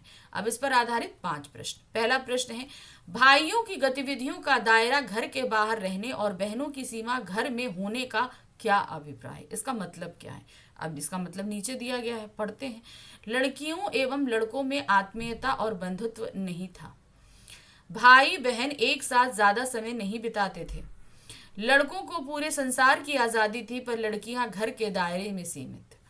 लड़के अधिकतर मोहल्ले में भटकते थे, जबकि लड़कियां घर में रहती। तो ये जो ऊपर वक्तव्य दिया गया है, इसका मतलब था कि लड़कों को पूरे संसार की आज़ादी थी कि वो कहीं भी आ जा सकते हैं, लेकिन लड़कियों का दायरा सिर्फ घर के अंदर था, उन्हें घर के बाहर जाने की आज़ादी नहीं थी। दूसरा प्रश्न है, घर की दीवारें घर तक ही समाप्त हो जाती हैं से आप क्या समझते हैं? घर में आज की तरह दीवारें नहीं होती थी। टोले मोहल्ले को घर का हिस्सा माना जाता था। पुराने समय में घर बड़े होते थे, ना कि माचिस की डिबिया। लोग खुले दिल के थे, इसीलिए अपने घर में अजनबियों को भी जगह देते थे। तो ये घर की दीवारें घर तक ही समाप्त नहीं हो जाती, इसका तात्पर्य था कि टोले मोहल्ले को घर का हिस्सा माना जाता था, यानी कि हमारा आस पड़ोस हमसे ज्यादा आत्मीय संबंध रखता था। लेखिका ने अपने पात्रों के विषय में जो बताया है उनके अनुसार असत्य कथन है, यानी कि उनकी कहानी के पात्रों के बारे में जो कथन कहे हैं उसमें से इसमें दिए गए कथन में से हमें असत्य कथन यानी कि जो गलत है वो ढूंढ कर निकालना है। तो पहले कथन पढ़ लेते हैं तो हमें समझ में आ जाएगा कि कौन सा सही है और कौन सा गलत है। उनकी आरंभिक कहानियों के पात्र बाद के जीवन से आए थे, यानी कि बाद के जीवन से आए थे। मतलब जो जितनी भी आरंभिक कहानियां हैं वो उनके जीवन के जो बाद के जीवन रहे उनसे आई। ठीक है, उनके 1-2 पात्रों को छोड़ दें तो कोई उनके परिवार से नहीं है। जिस मोहल्ले में उनकी किशोरा अवस्था बीती वहीं से लगभग दर्जन भर पात्र आए। आरंभिक कहानियों के पात्रों को देखते सुनते उनके बीच ही लेखिका बड़ी हुई है। तो यहाँ पर जो उनके पात्रों के विषय में जो गलत कथन है वो है ये, उनकी आरंभिक कहानियों के पात्र बाद के जीवन पे आए। ऐसा नहीं है, उनकी आरंभिक कहानियों के पात्र उनके मोहल्ले के ही लोग हुआ करते थे। तो ये हमारा सही है, ये कथन असत्य है। पड़ोस कल्चर से अलग होकर हम कैसे हो जाते हैं, किस तरीके के हो जाते हैं? संकुचित, असहाय और असुरक्षित, संकुचित, श्रृंगालु, असुरक्षित, संकुचित, असहाय और संरक्षित, संकुचित, असहाय और असुरक्षित। जाहिर सी बात है, पड़ोस कल्चर से होकर क्या होते हैं, हम असुरक्षित हो जाते हैं कि हमारा पड़ोस भी, हम उस पर विश्वास नहीं कर पाए। असहाय हो जाते हैं क्योंकि अगर मान लीजिए हमें कोई सहारा चाहिए तो हमारे आसपास कोई नहीं होता। संकुचित हो जाते हैं क्योंकि हम सिर्फ अपने बारे में सोचने लगते हैं। तो यहाँ पर नंबर 4 सही है। कहानियां लिखते हुए लेखिका को क्या एहसास हुआ? अब जब वो कहानियां लिख रही थी तो उन्हें किस बात का एहसास हुआ? समय बीतने के कारण उनकी स्मृतियां अब क्षीण पड़ रही हैं। इतना समय बीतने के बाद भी उन्हें वे लोग अपने हाव भाव के साथ याद थे। अपने परिचित व्यक्ति के बारे में लिखना आसान नहीं होता। समय के अंतराल ने उनकी भाव भंगिमा, भाषा आदि को धुंधला कर दिया था। तो यहाँ पर जो कहानियां लिखते समय लेखिका को एहसास हुआ कि इतना समय बीत जाने के बाद भी उन्हें वे लोग अपने हाव भाव के साथ याद हैं, यानी कि उनके पड़ोस के जो लोग हैं वो उन्हें अभी भी पूरी तरीके से याद हैं। गद्यांश खत्म हो गया। अब हमारे जितनी भी क्षितिज बुक में जितने भी गद्य चैप्टर हैं उन्हीं में से 2 प्रश्न लिए गए हैं और दोनों ही हमें करने हैं। देखिए, गद्य खंड के पाठों के आधार पर निम्नलिखित 2 बहुविकल्पीय प्रश्नों के सर्वाधिक उपयुक्त विकल्प चुनकर लिखिए। एक क्वेश्चन के लिए 1 मार्क है, 2 क्वेश्चन करेंगे तो 2 नंबर मिलेंगे। पहला प्रश्न है, पानवाले ने नेताजी की मूर्ति पर चश्मा न होने का कारण बताया। क्या कारण बताया? मास्टर बनाना भूल गया, यह उसके लिए कैसी बात थी और हालदार साहब के लिए कैसी थी। ठीक है, तो पानवाले के लिए कैसी बात थी और हालदार साहब के लिए कैसी थी? पहले पानवाले के लिए मजेदार थी और हालदार साहब के लिए द्रवित करने वाली थी। पान वाले के लिए दुखी करने वाली थी, हालदार साहब के लिए द्रवित करने वाली थी। पान वाले के लिए मजेदार थी और हालदार साहब के लिए विचारणीय थी। पान वाले के लिए द्रवित करने वाली थी और हालदार साहब के लिए विचार करने वाली थी। तो पान वाले ने जब ये बात कही तो ये बात उसके लिए मजेदार थी, लेकिन हमारे हालदार साहब के लिए द्रवित करने वाली थी कि उन्हें इस चीज का बड़ा अफसोस हुआ। तो यहाँ पर नंबर 1 हमारा सही होगा। नेक्स्ट आते हैं, भारत रत्न जैसे पुरस्कार से सम्मानित किए जाने का कारण बिस्मिल्लाह खां की दृष्टि में क्या था? उन्हें भारत रत्न से सम्मानित किया गया था, तो बिस्मिल्लाह खां इसका क्या कारण मानते थे? शहनाई वादन के साथ साथ पहनावा और ओढ़ावा, शहनाई के कारण नहीं देश विदेश में उनकी पहचान और प्रसिद्धि, शहनाई वादन है ना कि कपड़े और बाहरी दिखावा, शहनाई वादन के साथ उनके आचार विचार। तो यहाँ पर उनका मानना था कि उन्हें शहनाई वादन के लिए भारत रत्न मिला है, ये बाहरी दिखावे के लिए नहीं मिला है। तो यहाँ पर सही ऑप्शन है नंबर 3। चलिए अब नेक्स्ट आते हैं, यहाँ पर अब प्रश्न संख्या 9, तो ये हमारे गद्य खंड से आया, पद्य खंड से आया है, यानी कि काव्य खंड से जो कविताएं दी हुई उसी में से लिया गया है और उसी से हमसे प्रश्न भी पूछा जाएगा। तो देखिए क्या है, निम्नलिखित पठित पद्यांश के आधारित निम्नलिखित बहुविकल्पीय प्रश्नों के सर्वाधिक उपयुक्त विकल्प चुनकर लिखिए। तो यहाँ पर हमारे सामने दिया गया है संगतकार का जो अंश है, कविता जो हमने पढ़ी है उसका अंश दिया है, उस पर 5 बहुविकल्पीय प्रश्न पूछे गए हैं और 5 हमें करने हैं। क्या है?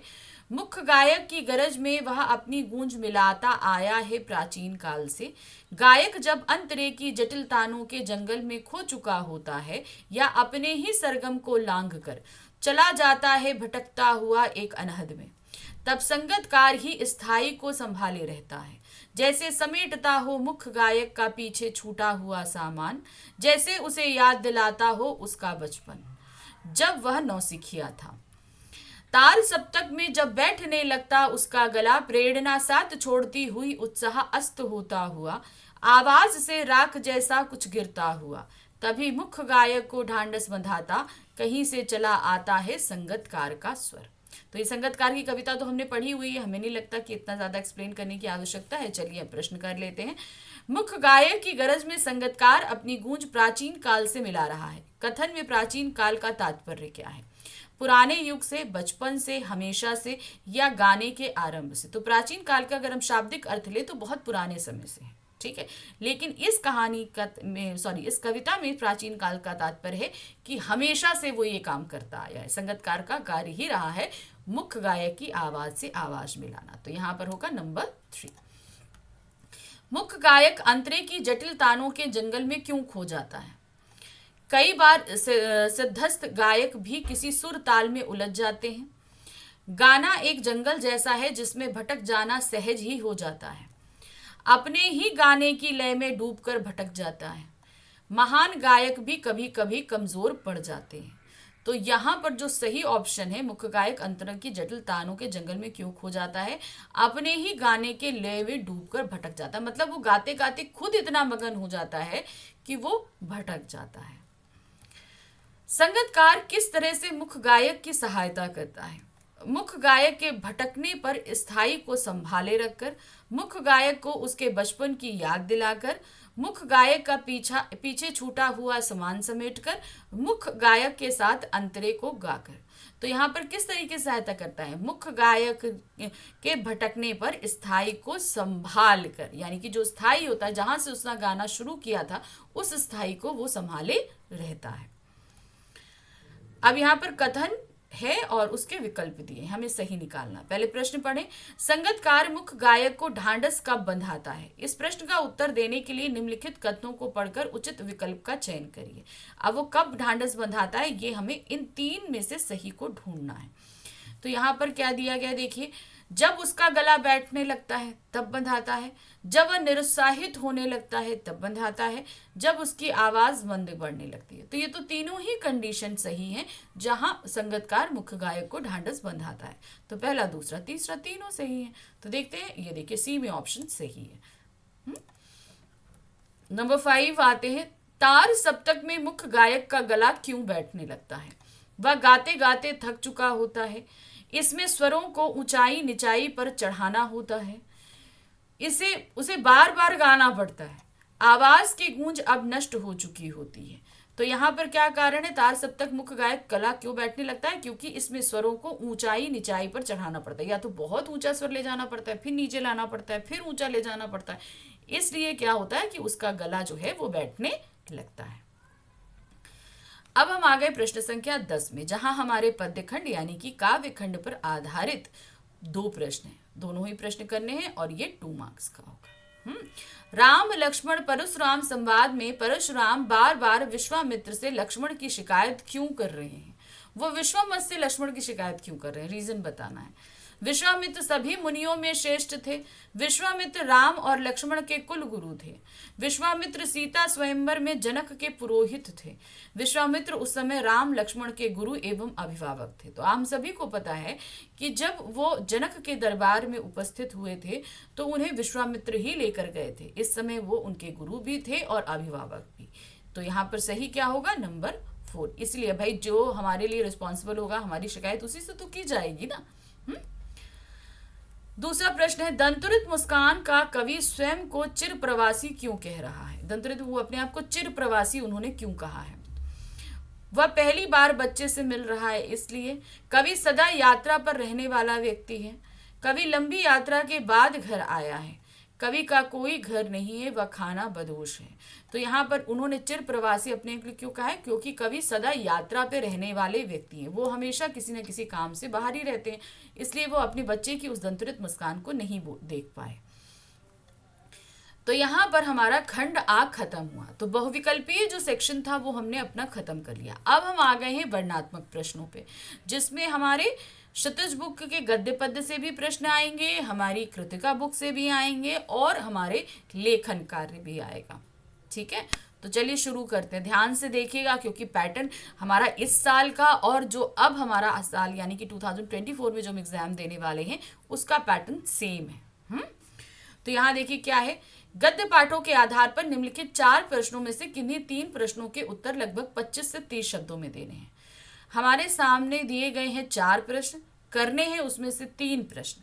एक प्रश्न के लिए हमें कितने नंबर मिलेंगे? 2 नंबर। जब 3 करेंगे तो कितने हो जाएंगे? 6 नंबर मिलेंगे। ठीक है, शुरू करें।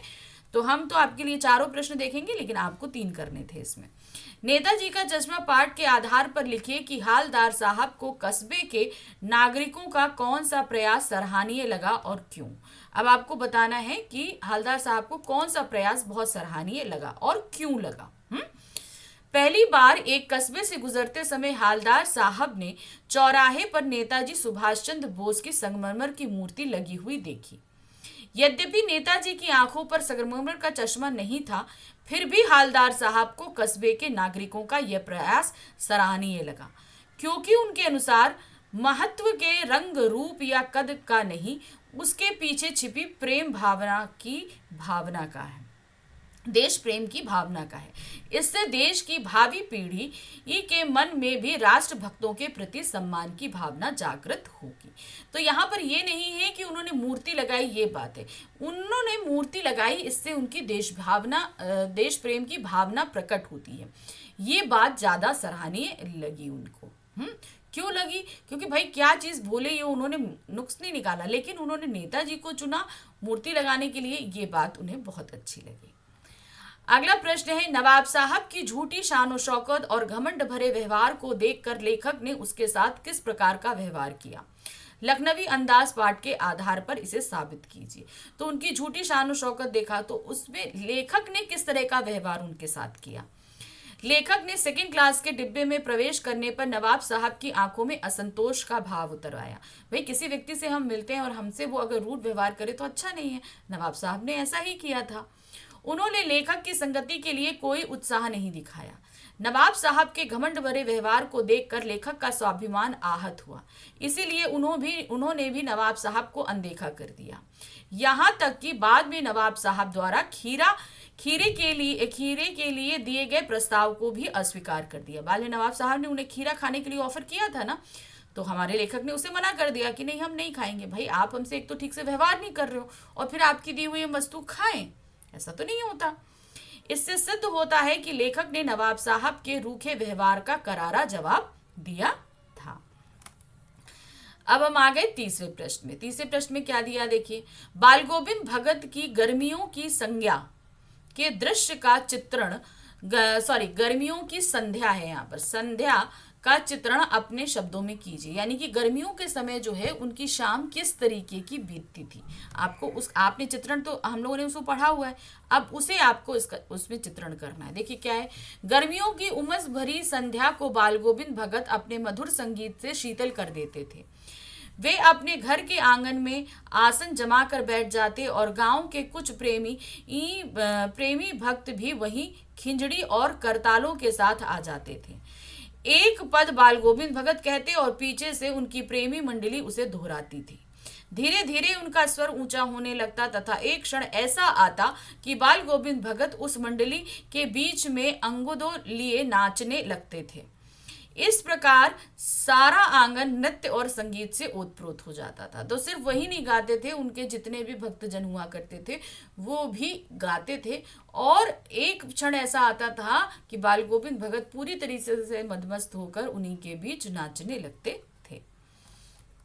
चौथा प्रश्न है, बिस्मिल्लाह खां मालिक से कौन सी दुआ मांगते थे, इससे उनके व्यक्तित्व का कौन सा पहलू सामने आता है। तो क्या वो मांगते थे कि उन्हें जो है ईश्वर सच्चे सुर अता फरमाए, है ना, यही मांगते थे ना।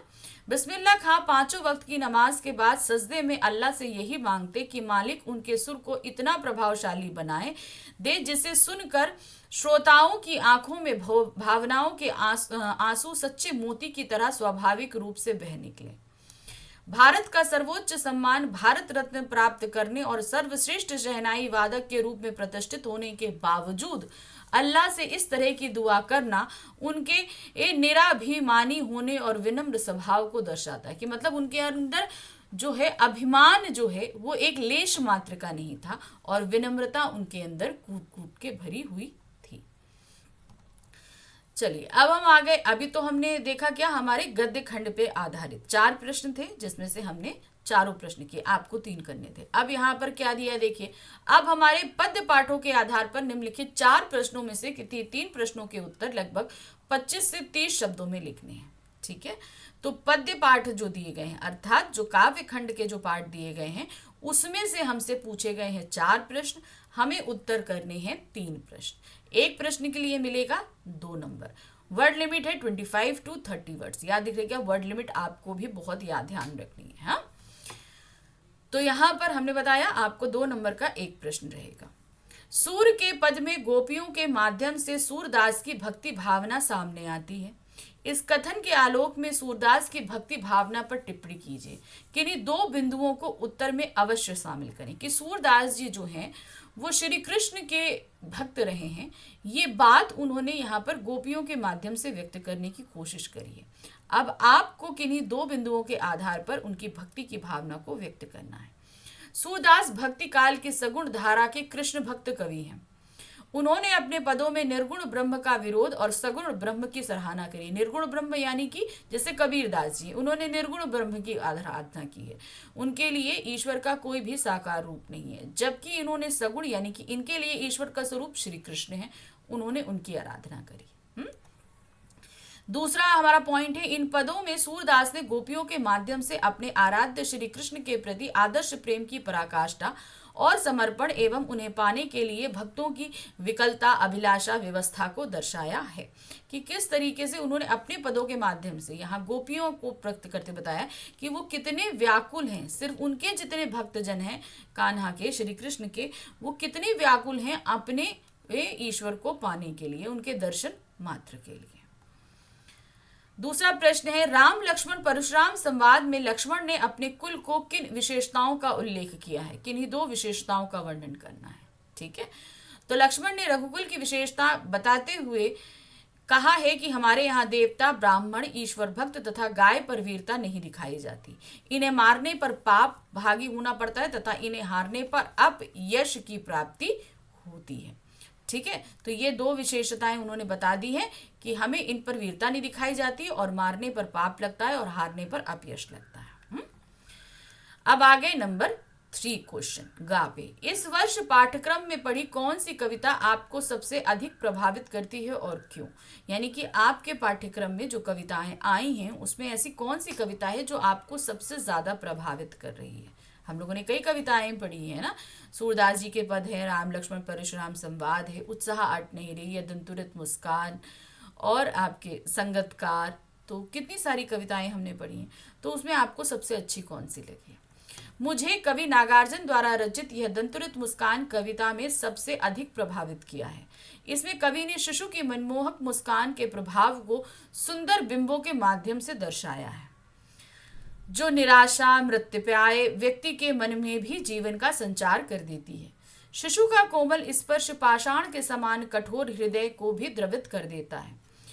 शिशु का धूल धूसरित शरीर कवि को झोपड़ी में खिलते कमल के फूल के समान प्रतीत होता है। तो किस तरीके से उनका धूल से भरा हुआ शरीर कमल के, तो ये इसलिए मुझे ज्यादा प्रभावित करी क्योंकि छोटे बच्चे से संबंधित जो बातें उन्होंने बताई हैं, एक्चुअल में बच्चों के साथ हमने समय बिताने में ऐसा ही महसूस होता है।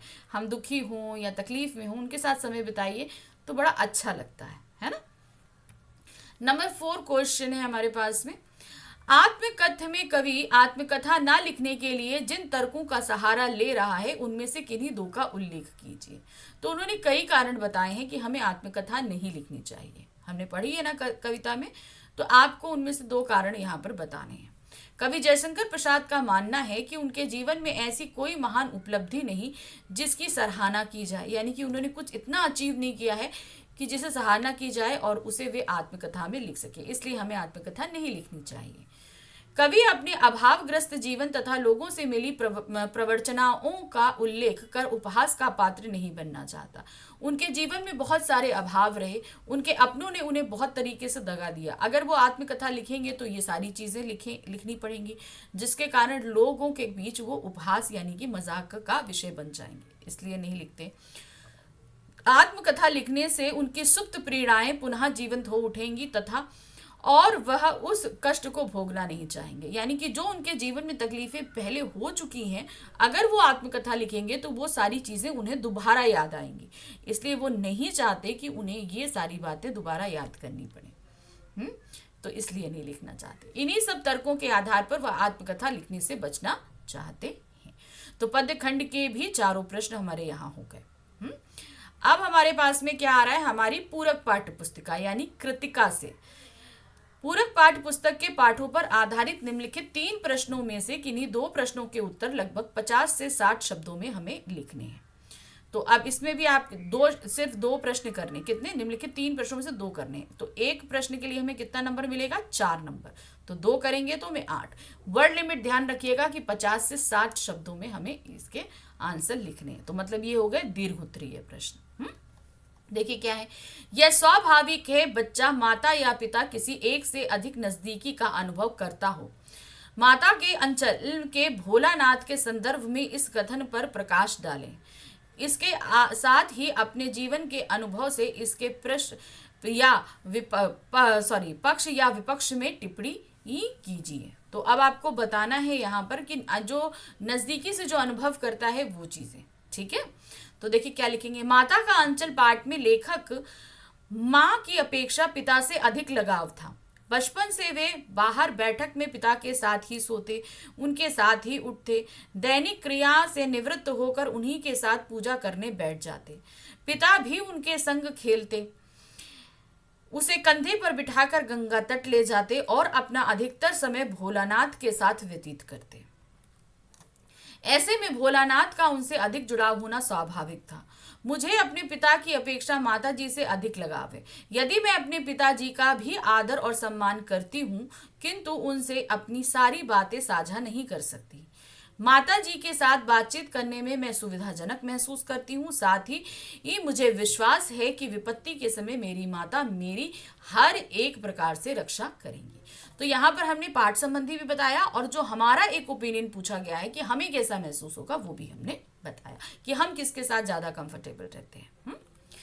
दूसरा प्रश्न है, कृतिकार की ईमानदारी से आप क्या समझते हैं? मैं क्यों लिखता हूं कि लेखक ने इस ईमानदारी के समक्ष किस तरह की लेखनीय विवशताओं का उल्लेख किया है। तो कृतिकार यानी कि जो किसी तरह की रचना करता है, उसकी ईमानदारी से आप क्या समझते हैं? क्या उसका ईमानदार होना जरूरी है? तो यहाँ पर लेखक ने इस ईमानदारी के समक्ष में किस तरह की लेखनीय व्यवस्था, यानी कि लिखने के लिए किन किन तरह की व्यवस्थाएं होती, बाहरी और आंतरिक, 2 तरह की व्यवस्थाएं हमने पाठ में पढ़ी थी ना, उन्हीं को आपको यहाँ बताना है। तो सबसे पहले 2 प्रश्न, पहला प्रश्न है कि कृतिकार की ईमानदारी से हम क्या समझते हैं, इसका उत्तर देंगे। फिर लेखक ने जो व्यवस्थाएं बताई हैं वो हमें बतानी है। अगेय जी के अनुसार आंतरिक अनुभूति की विवशता से मुक्ति पाने हेतु लिखा गया लेखन ही सच्चा लेखन या कृति कहलाता है। ठीक है, मतलब कि क्या हुआ, उन्होंने बोला कि हमें अंदर से क्या अनुभव होता है, हम अंदर से क्या महसूस करते हैं, तब वो एक ये सच्चा भाव होता है। और जब हम इसको व्यक्त करते हैं तो वही सच्ची कृति का निर्माण होता है, क्योंकि एक्चुअल में वही चीज वो दिल से निकली बात है, हमने उसको सही में महसूस किया है, इसलिए वो क्या होगा, सही भाव को व्यक्त करेगी और लोग भी उसे अपने आप से कनेक्टेड समझेंगे, इसलिए उसको ज्यादा पसंद करेंगे। जिसमें कृतिकार की ईमानदारी अभिव्यक्त होती है। कृतिकार हमेशा अपने सम्मुख ईमानदारी से यह भेद बनाए रखता है कि कौन सी कृति तीसरी प्रेरणा का फल है, भीतरी प्रेरणा का फल है, तथा कौन सा लेखन बाहरी दबाव का परिणाम है। तो 2 परिणाम उन्होंने 2 बताए थे, भीतरी और बाहरी। लेखक ने ईमानदारी के समक्ष आने वाली अन्य लेखनीय व्यवस्थाओं जैसे संपादकों का आग्रह, प्रकाशक का तकाजा, प्रशंसा और प्रसिद्धि प्राप्ति की इच्छा तथा आर्थिक आवश्यकता आदि व्यवस्थाओं का उल्लेख किया है। अगेय जी ने इनके दबाव में किए गए लेखन को सामान्य लेखन की श्रेणी के अंतर्गत रखा है। तो मतलब उनका कहने का मतलब क्या है कि अगर हम इन बाहरी दबाव में आकर लेखन कार्य करते हैं, जो जितने भी हमारे बाहरी दबाव है इनमें आकर अगर हम लेखन कार्य करते हैं तो ये एक सामान्य कृति का निर्माण करेगी, कि मतलब हाँ, जो हम बोलेंगे कि नॉर्मल होगा, ठीक है, ना ज्यादा लोगों द्वारा पसंद किया जाएगा, ना उसे मतलब एक कहते हैं ना बहुत ज्यादा प्रसिद्ध होगा, ना फ्लॉप होगा। लेकिन अगर हम भीतरी दबाव के कारण अगर हम कृति लिखते हैं, जो भीतरी अनुभूति होती है उसके कारण अगर हम किसी की रचना करते हैं, तो वो जो है ना ज्यादा फेमस होगी, लोगों द्वारा ज्यादा पसंद की जाएगी। तीसरा प्रश्न है, साना साना हाथ जोड़ी की लेखिका अपनी यात्रा में प्रकृति के साथ कृतज्ञता व्यक्त करने चलती हैं। ठीक है, वो बता रही है कि हम प्रकृति को कितने हमको दिया है, हम उसका आदर सम्मान करते हैं। पाठ के किन्हीं 2 प्रसंगों के उल्लेख के साथ लिखिए कि अगर आप उस स्थान पर होते तो क्या करते। पाठ हमने पढ़ा है ना, जहां वो कृतज्ञता व्यक्त कर रही है, वहीं पर अगर हम होते तो हम किस तरीके से रिएक्ट करते। साना साना हाथ जोड़ी पाठ में लेखिका अपनी यात्रा के समय बर्फ के पक्के पर्वत शिखरों से झरझर झरते झरनों, बादलों, फूलों से लदी घाटियों, ओ घने वृक्षों तथा नदियों के सौंदर्य को देखकर पुलकित और रोमांचित हो गई हैं।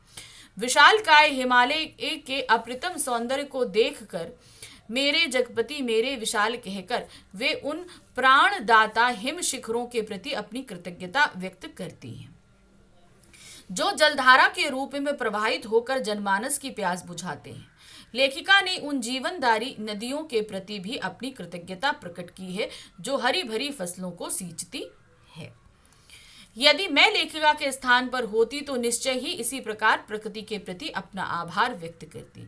प्रकृति अनेक रूपों से हमारा पालन पोषण करती है, निश्चय ही हमें भी प्राकृतिक उपादानों का संरक्षण करके इनके प्रति अपनी कृतज्ञता व्यक्त करनी चाहिए। ठीक है, तो हम होते तो हम किस तरीके से करते हो, लेखिका ने कैसे किया था।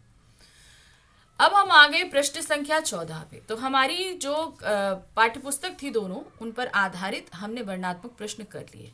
अब हम बढ़ चले हैं लेखन कार्य की तरफ। ठीक है, जहां हमारे अनुच्छेद लेखन, पत्र लेखन, विज्ञापन लेखन, ईमेल लेखन, स्ववित्र लेखन, संदेश लेखन, ये सब चीजें हैं। ठीक है, तो शुरू करें। तो यहाँ पूरा हमने कितना देखे थे, 17 क्वेश्चन थे।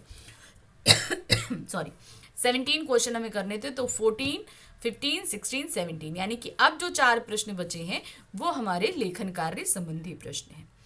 14 प्रश्न है, निम्नलिखित विषयों में से किन्हीं एक विषय पर लगभग 120 शब्दों में सारगर्भित अनुच्छेद लिखिए।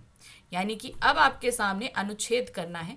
3 ऑप्शन दिए गए हैं, 3 में से हमें सिर्फ एक करना है। तो हम तो आपको तीनों समझा रहे हैं, ध्यान से देखिएगा इनको। जो भी आप करेंगे उसके लिए आपको 6 नंबर प्राप्त होंगे। कितने मिलेंगे, 6 मार्क्स। हाँ, आजाद देश के 75 साल और भविष्य की उम्मीदें, तो ये पहला ऑप्शन है। ठीक है, आजाद देश के 75 साल हो गए और भविष्य में हम क्या उम्मीदें कर रहे हैं, ये सारी चीजें। संकेत बिंदु दिए हैं, 75 वर्ष के बाद देश का वर्तमान, भविष्य के लक्ष्य, लक्ष्य पाने के रास्ते, नागरिकों का दायित्व। तो ये हमारे सामने 4 संकेत बिंदु दिए हैं। इस पे आधारित अब हम करने जा रहे हैं क्या, अपना अनुच्छेद। तो आप 3 अनुच्छेद दिए गए ना, तो 3 में से आप जो कोई भी अनुच्छेद लिखेंगे ना, उसका ऊपर टॉपिक जरूर दे देना। ठीक है, तो पता होना चाहिए क्योंकि क्या लिखा जा रहा है ये। जैसे यहाँ पर हमने दे रखा है, आजाद देश के 75 साल और भविष्य की उम्मीदें। 15 अगस्त 1922 को देश की आजादी के 75 वर्ष पूरे होने के बाद भारतवासी आजादी का अमृत महोत्सव मना रहे हैं। आजादी के इन 75 सालों में लोकतांत्रिक देश भारत विज्ञान, कृषि, साहित्य, खेल, शिक्षा, संचार, तकनीकी प्रगति, मंगल मिशन की सफलता और रॉकेट प्रक्षेपण तथा डिजिटल इंडिया कार्यक्रम द्वारा विश्व में अपनी पहचान बना चुका है। ग्रामीण क्षेत्रों में सड़क, बिजली, इंटरनेट की सुविधा, बैंकों से लोन की व्यवस्था, दलितों और पिछड़े वर्गों के लिए आरक्षण, उज्ज्वला व मनरेगा जैसी योजनाओं ने आम आदमी को भी सशक्त बनाया है। देश को एक सुदृढ़ राष्ट्र बनाने हेतु जम्मू कश्मीर में अनुच्छेद 370 को निष्प्रभावी बनाना, नागरिकता संशोधन कानून, राम मंदिर निर्माण, मुस्लिम महिलाओं को 3 तलाक से निजात दिलाने जैसे महत्वपूर्ण फैसले लिए गए हैं। इस बीच देश में कोरोना महामारी जैसी चुनौतियों का वैक्सीन बनाने वाले वैज्ञानिक, डॉक्टरों, नर्सेस, पैरामेडिकल एवं सफाई कर्मियों के सहयोग और टीकाकरण से मुकाबला किया है। किंतु आज भी भारत को भ्रष्टाचार, बेरोजगारी, भाई भतीजावाद, सांप्रदायिकता, आतंकवाद और नक्सलवाद जैसी समस्याओं से मुक्त होने की आवश्यकता है। तो जहां इतनी प्रगति करी है, तो वहां पर कुछ चीजें ऐसी भी हैं जिनमें अभी हमें लड़ना बाकी है। इन सब समस्याओं और चुनौतियों को हल कर पाना ही वर्तमान समय में राष्ट्र का लक्ष्य होना चाहिए। इसके साथ साथ राष्ट्र को आर्थिक, राजनीतिक रूप से सुदृढ़ बनाना तथा रक्षा सेनाओं को और अधिक मजबूत करना हमारा लक्ष्य होना चाहिए। कोई भी राष्ट्र उसके नागरिकों से बनता है, अतः इन सब लक्ष्यों को प्राप्त करने में सभी देशवासियों को अपना हर संभव प्रयास होगा। यानी कि हम खुद भी, हमारा भी ये प्रयास होगा कि हम इन सारी चीजों से लड़ सकें और हमारा देश इससे आगे निकल सके। यह एक नागरिक का दायित्व है। आजादी का सच्चा अर्थ तभी प्राप्त होगा जब हम धार्मिक और सांप्रदायिक सद्भाव द्वारा देश की एकता और अखंडता को अक्षुण्ण बनाएंगे। तो ये तो रहा हमारा पहला अनुच्छेद। अब आते हैं दूसरा अनुच्छेद। क्या दिया है? जीवन संघर्ष का दूसरा नाम है। ये हमारा टॉपिक है, यानी कि शीर्षक है। संकेत बिंदु आगे दिया है, जीवन और संघर्ष क्या है? संघर्ष सफलता का मूल मंत्र है। असफलता से उत्पन्न निराशा और उत्कृष्ट जिजीविषा। चौथा है जीवन का मूल मंत्र। ठीक है, अब इस पे हमें क्या लिखना है? अपना अनुच्छेद। बढ़ते हैं आगे। तो हम सबसे पहले हमने टॉपिक डाल दिया, जीवन संघर्ष का दूसरा नाम। जीवन जीने का दूसरा नाम संघर्ष है। पशु पक्षी प्राणी सभी जीवित रहने के लिए संघर्ष करते हैं। नदी की धारा के समान मनुष्य भी संघर्ष करके सुख दुख की भूमि को पार कर निरंतर आगे बढ़ते रहना चाहिए। किसी उद्देश्य की प्राप्ति के लिए विपरीत परिस्थितियों से घबराए बिना पूरे मन से कर्मशील होना ही संघर्ष है। संघर्ष के समय मनुष्य अत्यंत तेजस्वी और कर्मठ पूरे मनोयोग से अपने लक्ष्य प्राप्ति के लिए कर्म करता है। संसार रूपी सागर की ऊंची उफनती लहरों को चुनौती देने वाले तैराक ही सफलता के अनुपम मोती हासिल करते हैं। कबीर दास जी ने भी कहा था। अब कबीर दास जी ने इसके बारे में क्या कहा है? जिन खोया तिन पाइयां गहरे पानी बैठियां, यानी कि जो खोएगा वही पाता है। मोती हमेशा गहरे पानी में बैठने पर ही आती है, यानी कि संघर्ष करने पर ही हमें प्राप्ति होती है। संघर्ष जीवन को निखारता है, संवारता है और तराशता है। मतलब हम जितना संघर्ष करते हैं, हम बहुत सारे अनुभवों से सीखते हैं और जो गलतियां हैं उनको हम नहीं दोहराते और उनमें सुधार करते हैं।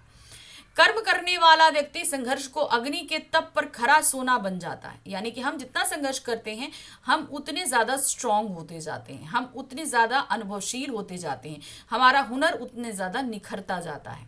संघर्ष के लिए व्यक्ति की आंतरिक इच्छा शक्ति, लक्ष्य के प्रति पूर्ण समर्पण और दृढ़ निश्चय के साथ साथ शारीरिक एवं मानसिक बल भी परम आवश्यक है। इतिहास साक्षी है कि महान पुरुषों ने संघर्ष द्वारा ही सफलता हासिल की है। जीवन में विफलता प्राप्त होने पर भी संघर्ष करने का संकल्प शिथिल नहीं पड़ना चाहिए। सफलता प्राप्त करने के मार्ग में अंत तक हार स्वीकार नहीं करना ही जीवन जीने की असली मूल मंत्र है। तो हमने देखिए पूरा दे दिया, सारे पॉइंट्स इसमें कवर कर लिए। तो ये जरूरी है कि संकेत बिंदु में जितने पॉइंट्स दिए जाएं उन पे आपको लिखना ही लिखना है। चलिए अब आते हैं, समय होत सबसे बलवान, यानी कि समय से ज्यादा बलवान कोई नहीं होता है। संकेत बिंदु है समय, काल का महत्व, यानी कि समय का महत्व। सुख दुख का आवागमन, यानी कि हमारे जीवन में सुख दुख आना जाना लगा ही रहता है। समय की बारीकी को समझना और उसके अनुसार कार्य करना। चौथा है बुरे समय में भी हार ना मानना। तो ये संकेत बिंदु दिए गए हैं। चलिए लिखते हैं, इसके आगे पढ़ना शुरू करते हैं। सबसे पहले टॉप हेडिंग दे दीजिए जो शीर्षक है, समय बहुत बलवान होता है, अतः समय की शक्ति को समझना अत्यंत आवश्यक है। प्रवाहमान समय गंगा की अबाध धारा के समान बहता रहता है, यह किसी के रोके नहीं रुकता। समय का सदुपयोग करने वाले व्यक्ति जीवन में सफलता प्राप्त कर अपने साथ अपने परिवार, गांव, समाज और देश की उन्नति का कारण भी बनते हैं। किंतु समय का दुरुपयोग करने वाला जीवन में कभी सफल नहीं हो सकता। सुख हो या दुख, समय के अनुरूप चलने में ही व्यक्ति का हित है। हम खोया हुआ धन और वैभव पुनः प्राप्त कर सकते हैं, लेकिन खोया हुआ समय लाख कोशिशें करने के बाद भी प्राप्त नहीं हो सकता। यानी कि हमें जो मौके मिले हैं, जो चीजें मिली हैं, अवसर मिले हैं, अगर हम उनको गंवा देते हैं तो वो हमारे लिए दोबारा नहीं लौटेंगे। अगर आपके लिए अभी ये समय है कि आप अभी पढ़ लो तो एग्जाम अच्छे से जाएंगे। अगर आपने अभी नहीं पढ़ा तो फिर ये समय लौट के नहीं आएगा। एग्जाम के बाद आपके पढ़ने का कोई महत्व नहीं रह जाएगा, कोई मतलब नहीं रह जाएगा। अतः हमें भी महापुरुषों के जीवन से प्रेरणा लेकर उचित समय नियोजन करना चाहिए। यानी कि हमें समय के सही सदुपयोग को महापुरुषों को देखकर सीखना चाहिए। कवि रहीम के शब्दों में, समय लाभ सम लाभ ना ही समय चूक सम चूक। यानी कि समय पर चलने से जो लाभ प्राप्त होगा वैसा लाभ कहीं प्राप्त नहीं हो सकता, और समय के से रहते अगर हम चूक गए तो उससे बड़ी कोई चूक नहीं हो सकती है। अतः हर व्यक्ति का कर्तव्य है कि वह अपने जीवन में समय का सदुपयोग करे, क्योंकि क्षण क्षण काल इकट्ठा होकर लंबा युग बन जाता है। क्षण के शुद्र न समझो भाई, यह जग का निर्माता है। यानी कि एक एक क्षण जुड़कर जो है काल बनता है, और एक काल ही क्या है, लंबा युग बनाता है।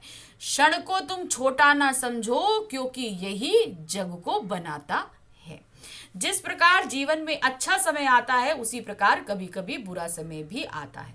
अतः हमें बुरे समय में भी अपने आत्मविश्वास को बनाए रखना चाहिए व परिस्थिति को डटकर मुकाबला करना चाहिए। तो देखिए यहाँ पर हमारा तीसरा अनुच्छेद भी पूर्ण हो गया। अब हम आ गए प्रश्न संख्या 15 पर, जहां पर हमारे सामने 2 पत्र दिए गए हैं, दोनों में से हमें एक पत्र करना है। जो भी आप पत्र करोगे उसके लिए आपको मिलेंगे 5 मार्क्स। ठीक है, तो पहला पत्र पढ़ते हैं। आपका नाम सना या सोहम है। आपके छोटे भाई बहन को लगातार मोबाइल पर खेलते रहने की लत पड़ चुकी है। खाने पढ़ने की जगह वह बस मोबाइल में लगा रहता है या रहती है। इसके नुकसान समझाते हुए 100 शब्दों में एक पत्र लिखना है। यानी कि आपको अपने छोटे भाई को एक या बहन को पत्र लिखना है और ये बताना है कि मोबाइल का इस्तेमाल कितना नुकसानदेह है, खेलना कितना नुकसानदेह है। तो भाई को पत्र या बहन को लिख रहे हैं तो ये एक अनौपचारिक पत्र है। अनौपचारिक पत्र जब हम शुरू करते हैं तो सबसे पहले हम अपना पता लिखते हैं। ठीक है, तो क्या दिया है? जवाहरलाल नेहरू छात्रावास, नई दिल्ली, दिनांक 17 मार्च 2000। प्रिय अनुज मुकेश, सह स्नेह आशीर्वाद। आशा है घर में सब कुशल मंगल होगा। कल ही मुझे माता जी के पत्र से ज्ञात हुआ आजकल तुम्हारा हर समय मोबाइल पर गेम में लगे रहते हो। ना तो तुम्हें पढ़ाई की सुध रहती है और ना ही समय से भोजन करने की। भाई, यह बिल्कुल ठीक नहीं है। यही कारण है कि तुम्हारी त्रैमासिक परीक्षा का परिणाम भी संतोषजनक नहीं आया है, जबकि 8वीं कक्षा तक तुम एक कुशाग्र विद्यार्थी थे। मोबाइल के अत्यधिक प्रयोग से तुम्हारी आंखें और श्रवण शक्ति तो कमजोर होगी ही, साथ ही इससे निकलने वाली तरंगों से मन मस्तिष्क पर भी बहुत अधिक दुष्प्रभाव पड़ता है। अगले वर्ष तुम्हारी बोर्ड की परीक्षाएं हैं और यह समय तुम्हारे भविष्य के लिए बहुत महत्वपूर्ण है। अतः मोबाइल का पूर्णतः त्याग करके पढ़ाई में अपना मन लगाओ। इसकी अपेक्षा तुम अपने मित्रों के साथ समय को मैदान में खेलने जाया करो। यानी कि मोबाइल छोड़कर तुम अगर खेलने जाओगे तो शारीरिक व्यायाम होगा। तो तुमने ये देखा कि किस तरीके से वो खा पी नहीं रहा है, मम्मी ने बताया, जिससे तुम्हें पता चला क्योंकि तुम घर पे नहीं रहते हो। ये सारी चीजें और वो किस तरीके से आपने उसको नुकसान भी बताए। आशा है तुम मेरी बातों पर ध्यान देकर मोबाइल बिल्कुल त्याग दोगे। आदरणीय पिताजी और माताजी को मेरा सादर चरण स्पर्श और प्रिय बहन सुरभि को मेरा बहुत आशीर्वाद कहना। तुम्हारा अग्रज सोहम। ठीक है, अग्रज मतलब होता है बड़ा भाई। तो ये हमने अनौपचारिक पत्र लिख दिया। अब अथवा करके जो हमारे सामने दूसरा पत्र आया, ये क्या दिया है? आप अहमदाबाद के रहने वाले मनीष या मनीषा हैं। किसी कार्यवश रेल से मुंबई जा रहे थे और बीच में एक छोटे स्टेशन पर आपका सामान चोरी हो गया। मुंबई रेलवे स्टेशन के स्टेशन मास्टर्स को पूरी घटना की जानकारी देते हुए उचित शीघ्रातिशीघ्र कार्यवाही करने का अनुरोध करते हुए 100 शब्दों में आपको एक पत्र लिखना है। मतलब आपका सामान चोरी हुआ है तो आप जब मुंबई के जो स्टेशन मास्टर है आपने उसको एक पत्र लिखना है कि इस पे जितनी जल्दी हो सके उतनी जल्दी कार्यवाही करिए। ठीक है, तो स्टेशन मास्टर को लिख रहे हैं, यानी कि हम उसको जानते नहीं है, ये एक औपचारिक पत्र है। तो यहाँ पर सेवा में station master, railway station, Mumbai. ठीक है, दिनांक दे देंगे, तुरंत डेट, फिर विषय है स्टेशन पर सामान चोरी होने के संदर्भ में। महोदय, निवेदन है कि मैं मनीष दिनांक 15 मार्च 2000 को गाड़ी संख्या 12268 दुरंतो एक्सप्रेस की प्रथम श्रेणी बोगी संख्या S1 से अहमदाबाद से मुंबई किसी महत्वपूर्ण कार्य के लिए जा रहा था। गंतव्य से पूर्व गाड़ी एक छोटे से स्टेशन सुरेंद्र नगर जंक्शन पर 2 मिनट के लिए रुकी। उसी समय अचानक मेरी बोगी में कुछ अज्ञात व्यक्ति एक साथ घुस आए। मेरे यह कहने पर कि यह प्रथम श्रेणी की बोगी है, वे जल्दी से नीचे तो उतर गए, लेकिन उनके जाने के बाद मैंने देखा मेरा काले रंग का VIP कंपनी का ब्रीफ केस, जिसमें मेरे कार्यालय के महत्वपूर्ण कागजात एवं मेरा फोटो पहचान पत्र आदि रखे थे, गायब है। मैंने उसी समय गाड़ी में उपस्थित रेलवे पुलिस को भी इस संबंध में रिपोर्ट दर्ज करा दी थी। महोदय, वे कागजात मेरे लिए बहुत अधिक महत्वपूर्ण हैं, अतः आपसे अनुरोध है कि इस संदर्भ में अतिशीघ्र उचित कार्यवाही करने की कृपा करें। मैं आपका सदैव आभारी रहूंगा। धन्यवाद, मनीष। अब इस जगह क्या है, चूंकि अगर सामान खोजा जाता है, मिल जाता है या आपसे संपर्क करना है तो आपका पता और मोबाइल नंबर आपको यहाँ देना ज़रूरी है। तो वो हमने दिया हुआ है, 15/66 बांसवाड़ा मोहल्ला, अहमदाबाद, गुजरात। नीचे आपने मोबाइल नंबर। इस कंडीशन में आपको दोनों ही देने पड़ेंगे, यहाँ पर कंडीशन ही ऐसी है। तो दोनों में से आपको एक पत्र करने थे, दोनों पत्र हमने समझाए। अब हम आ गए प्रश्न संख्या 16 पर। तो लेखन संबंधी 4 प्रश्नों में से हम जो है 2 प्रश्न कर चुके हैं। अब आ गए हम यहाँ पर अपने तीसरे प्रश्न पर। का हमारा ऑप्शन है, यहाँ पर 16 में भी 2 दिए गए हैं, का और खा। चलिए देखिए, आपने हाल ही में एमएससी यानी गणित की परीक्षा अच्छे अंकों से उत्तीर्ण की है और साथ ही आप बीएड भी कर चुके हैं। यहाँ पर आपको सारी सिचुएशन दी जा रही है। आपने एमएससी कर लिया है और आपने बीएड भी कर लिया है। गणित के पीजीटी परा स्नातक अध्यापक, यानी कि पीजीटी क्या होता है, परा स्नातक अध्यापक पद के लिए आप सौव्रत यानी बायोडेटा लगभग 30 शब्दों में तैयार कीजिए। आपका नाम नेहा या निखिल है। अगर आप लड़की हैं तो आपका नाम नेहा है, नहीं तो आपका नाम निखिल है, लड़के हैं तो। आपको केंद्रीय विद्यालय काखागा में गणित अध्यापक अध्यापिका पद के लिए आवेदन करना है। तो इसमें आपका नाम, पद का नाम, आपकी क्वालिफिकेशन सब कुछ दे दी गई है। उसी हिसाब से आपको बायोडेटा रेडी करना है। अब अगर आप ये बायोडेटा तैयार करते हो तो आपको 5 मार्क्स मिलेंगे। ठीक है, चलिए आगे देखते हैं क्या है। तो यहाँ पर उन्होंने ये चीज़ देखो साफ तौर से दी है कि आपको पद के लिए आवेदन करना है। ठीक है ना, तो बायोडेटा भी तैयार करना है और आवेदन पत्र भी लिखना है, दोनों। सेवा में प्राचार्य केंद्रीय विद्यालय काखागा, क्योंकि वहां पे उन्होंने क्या दिया था, देखिए यहाँ पर केंद्रीय विद्यालय काखागा दिया, तो हमें केंद्रीय विद्यालय काखागा ही लिखना पड़ेगा। विषय है गणित विषय के परास्नातक शिक्षक पद हेतु आवेदन पत्र। महोदय, निवेदन है रोजगार समाचार दिनांक 23/5/2000 में दिए गए विज्ञापन के अनुसार आपके विद्यालय में गणित परास्नातक शिक्षक के पद हेतु आवेदन करते हुए मैं अपना स्ववृत्त प्रेषित कर रहा हूँ। अब स्ववृत्त में हम सबसे पहले क्या लिखते हैं, नाम निखिल कुमार, पिता का नाम रवि कुमार, क्योंकि यहाँ पर हमने आपको पहले दे दिया था अगर आप लड़की हैं तो नेहा और आपका अगर आप लड़के हैं तो आपका नाम निखिल होगा। तो यहाँ देखिए आपने निखिल कुमार, पिता का नाम श्री रवि कुमार, माता का नाम श्री सरला देवी, जन्मतिथि 12 नवंबर 1998, वर्तमान पता मकान संख्या 220 Kamla Nagar Agra, mobile number, email address. Email address जो भी आपको नाम दिया जाएगा उसी से रिलेटेड, जैसे यहाँ पर निखिल 97@gmail.com बनाया गया है।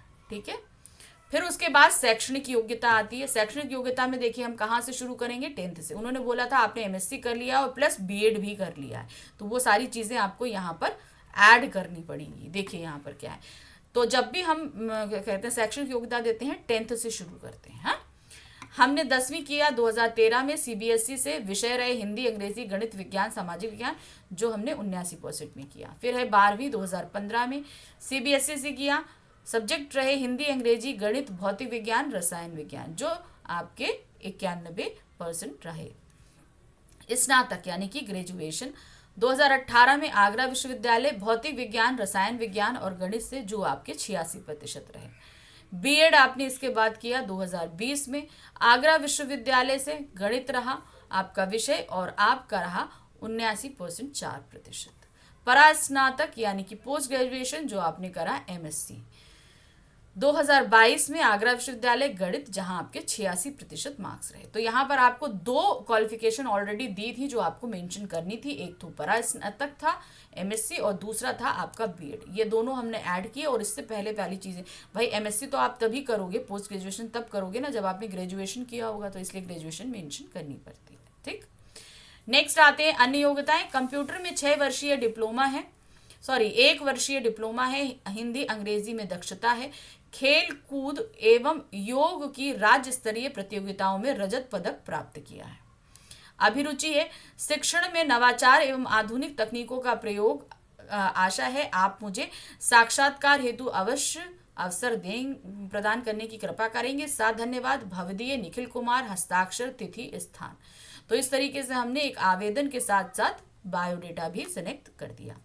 अब जो का हमने दिया, हमने स्ववृत्त तैयार किया। अब अथवा करके हमारे पास दूसरा प्रश्न है, या तो आप वो स्ववृत्त लिखो या आपको ये ईमेल लिखना है। दोनों में से आपको एक चीज करनी है और जो करोगे उसके लिए 5 मार्क्स मिलेंगे। ठीक है, बायोडेटा रेडी करो या ईमेल। ठीक, तो चलिए देखिए यहां पर कैसे करना है।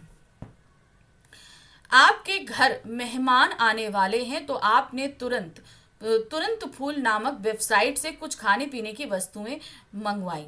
20 मिनट में सामान पहुंचने आने वाली इस साइट ने 50 मिनट में भी सामान नहीं आया। इसकी शिकायत करते हुए उपभोक्ता संपर्क विभाग को लगभग 80 शब्दों में एक ईमेल लिखना है। आपका नाम साधना है या सोमेश है, ठीक है, लड़की है तो साधना है, नाम है सोमेश। एक फूड कंपनी को हम कर रहे हैं मेल, जिसने सामान सही समय पर नहीं पहुंचाया है, ठीक है। सबसे पहले फ्रॉम तो हमें ज़्यादा ज़रूरी नहीं है मेंशन करना, तो ये क्योंकि हम जब मेल करते हैं तो ये सारी चीज़ें हमारी ऑलरेडी अपने आप चली जाती हैं, तो ये हम मेंशन नहीं करते हैं, ठीक है। 2 में आते हैं कंज्यूमर relationship@.com। फिर है डेट है 15 मार्च। सब्जेक्ट है, अब क्योंकि ये देखिए डेट का ऑप्शन भी हम नहीं देते हैं क्योंकि डेट ऑटोमेटिकली जाती है, ठीक है, तो ये भी नहीं देना होता है। सब्जेक्ट आ जाते हैं निर्धारित समय में ऑर्डर प्राप्त न होने के संबंध में शिकायत हेतु महाप्रबंधक मतलब मैनेजर, उपभोक्ता संपर्क विभाग, राजौरी गार्डन, नई दिल्ली। महोदय, निवेदन है, मेरे घर में आज कुछ अतिथि आने वाले थे जिनके लिए मैंने तुरंत फुरत वेबसाइट से कुछ खाने पीने की वस्तुओं का ऑर्डर किया। ऑर्डर संख्या देनी पड़ेगी आपको, ठीक है, दिया था। कंपनी के द्वारा उनकी वेबसाइट पर 20 मिनट में ऑर्डर पहुंचाने की गारंटी दी गई, किंतु अत्यंत खेद का विषय है कि 50 मिनट के बाद भी मुझे दिए गए ऑर्डर की प्राप्ति नहीं होने के कारण बहुत असुविधा का सामना करना पड़ा। अतः आपसे अनुरोध है कि उपरोक्त कंपनी के विरुद्ध ग्राहकों को भ्रमित करने और झूठे आश्वासन देने के लिए कड़ी कार्रवाई करने की कृपा करें। निवेदक सोमेश। अब आपको अपना एड्रेस भी देना पड़ेगा, ठीक है, क्योंकि आपने जब ये ऑर्डर दिया होगा तो उसमें आपने अपना एड्रेस मेंशन किया होगा ना, तो वो आपका वेरिफिकेशन इसी आधार पर करेंगे। हाँ, तो आपका एड्रेस ये है इसलिए आप उसको मेंशन करेंगे, ठीक। अब हम आ गए प्रश्न संख्या 17 में। ये हमारे प्रश्न पत्र का आखिरी प्रश्न है, ठीक है। तो यहाँ पर अब हमारे सामने क्या दिया गया है, एक विज्ञापन है और एक संदेश है। दोनों में से हमें एक चीज करनी है, जो भी आप करोगे उसके लिए 4 मार्क्स मिलेंगे, ठीक है।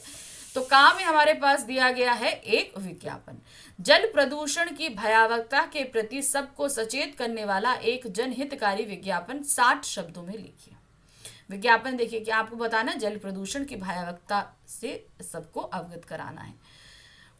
प्रदूषित वायु, भूमि, जल और आकाश, हो जाएगा इस धरा का सर्वनाश। जल असीमित संसाधन नहीं, इसे दूषित ना करें वरना कहीं पछताना ना पड़े। बूंद बूंद के लिए व्याकुल प्राणी, बंजर खेती और रोती धरती, पशु पक्षी करते चित्कार, ना करो प्रदूषित जल का भंडार। तो ऐसे पिक्चर बता दी हमने। यहाँ पर आप कुछ जल रिलेटेड, पानी रिलेटेड भी पिक्चर बना सकते हैं। जल ही जीवन है, जल बचाएं जीवन बचाएं। जल संरक्षण करना हमारा कर्तव्य ही नहीं दायित्व है। जल के बिना जीवन की कल्पना भी असंभव है। जल संसाधन मंत्रालय द्वारा जनहित में जारी संपर्क नंबर, ठीक है।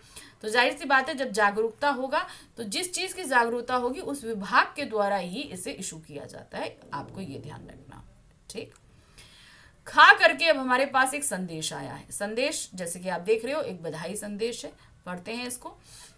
तो अब चाहे आप ये विज्ञापन करो चाहे ये संदेश करो, जो भी आप करोगे इसके लिए आपको कितने मार्क्स मिलने वाले हैं, 4 मार्क्स। हाँ, दोनों में से एक चीज करनी थी। आप मोहिनी या महेंद्र हैं, आपके बड़े भाई को विदेश जाकर पढ़ाई करने के लिए छात्रवृत्ति मिली है, जिसके अंतर्गत वे अमेरिका उच्च अध्ययन के लिए जाने वाले हैं। उन्हें बधाई एवं शुभकामना प्रेषित करता एक संदेश लगभग 60 शब्दों में आपको तैयार करना है। तो ये बधाई संदेश है। मिडिल टॉप में आपने यहाँ पर बधाई संदेश डाल दिया, डेट डाल दी, समय डाल दिया, आदरणीय अग्रज, क्यों, क्योंकि बड़े भाई हैं तो संबोधन शब्द ऐसे ही लिखेंगे। फिर है उच्च अध्ययन हेतु अमेरिका जाने के लिए छात्रवृत्ति प्राप्त करने पर आपको हार्दिक बधाई। चरम सफलता पाई आपने, हमको बड़ा अभिमान है। माता पिता का मान बढ़ाया, पाया लक्ष्य महान है। तो ये कुछ लाइनें लिख सकते हो, अगर आप लिख सकते हो ऐसे लिखना जरूर। निश्चय ही यह आपके अथक परिश्रम, दृढ़ इच्छा शक्ति, लक्ष्य प्राप्ति की अटूट लगन और निरंतर अभ्यास का परिणाम है। हम सब आपको आपकी इस उपलब्धि पर बहुत गर्व है। ईश्वर आपको जीवन के हर क्षेत्र में सफलता प्रदान करे। आपका अनुज महेंद्र। तो इस तरीके से तैयार हो गया हमारा ये संदेश और इसी के साथ समाप्त हुआ हमारा ये पूरा क्वेश्चन पेपर। यानी कि 2023 में जो हमारा बोर्ड का पेपर आया था वो हमने आपको पूरा कंप्लीट बता दिया कि इस तरीके से ये पेपर आया था। तो ये काफ़ी नियर बाई है, क्योंकि अभी हम जा रहे हैं 2024 का एग्जाम देने, तो उसके लिए हम पूरी तरीके से प्रिपरेशन कर रहे हैं। और पैटर्न भी लगभग सेम है, 23 में जो पैटर्न आया था सेम वही पैटर्न आपका 24 में भी दोहराया जा रहा है, सिलेबस भी सेम है। इसलिए बहुत ध्यान से इस क्वेश्चन पेपर को देखिएगा और बहुत सारी चीज़ों को समझने की कोशिश करिएगा। अब इसके बाद अब हम जो पेपर लेकर आएंगे, यानी कि प्रीवियस ईयर क्वेश्चन पेपर अब जो हम सॉल्व कराएंगे वो रहेगा आपका 2022 का। 23 हो गया, अब हम नीचे जाएंगे, वो है 22 का, जो हमारा हुआ था टर्म में। ठीक है, याद रखिएगा, टर्म 1 हमारा 21 में हुआ था और टर्म 2 22 में हुआ था। तो अब हम करने वाले हैं टर्म 2 का हमारा क्वेश्चन पेपर, यानी कि जो 2022 में हुआ था। तो मिलते हैं नेक्स्ट पेपर के साथ में। Thank you for watching, bye bye.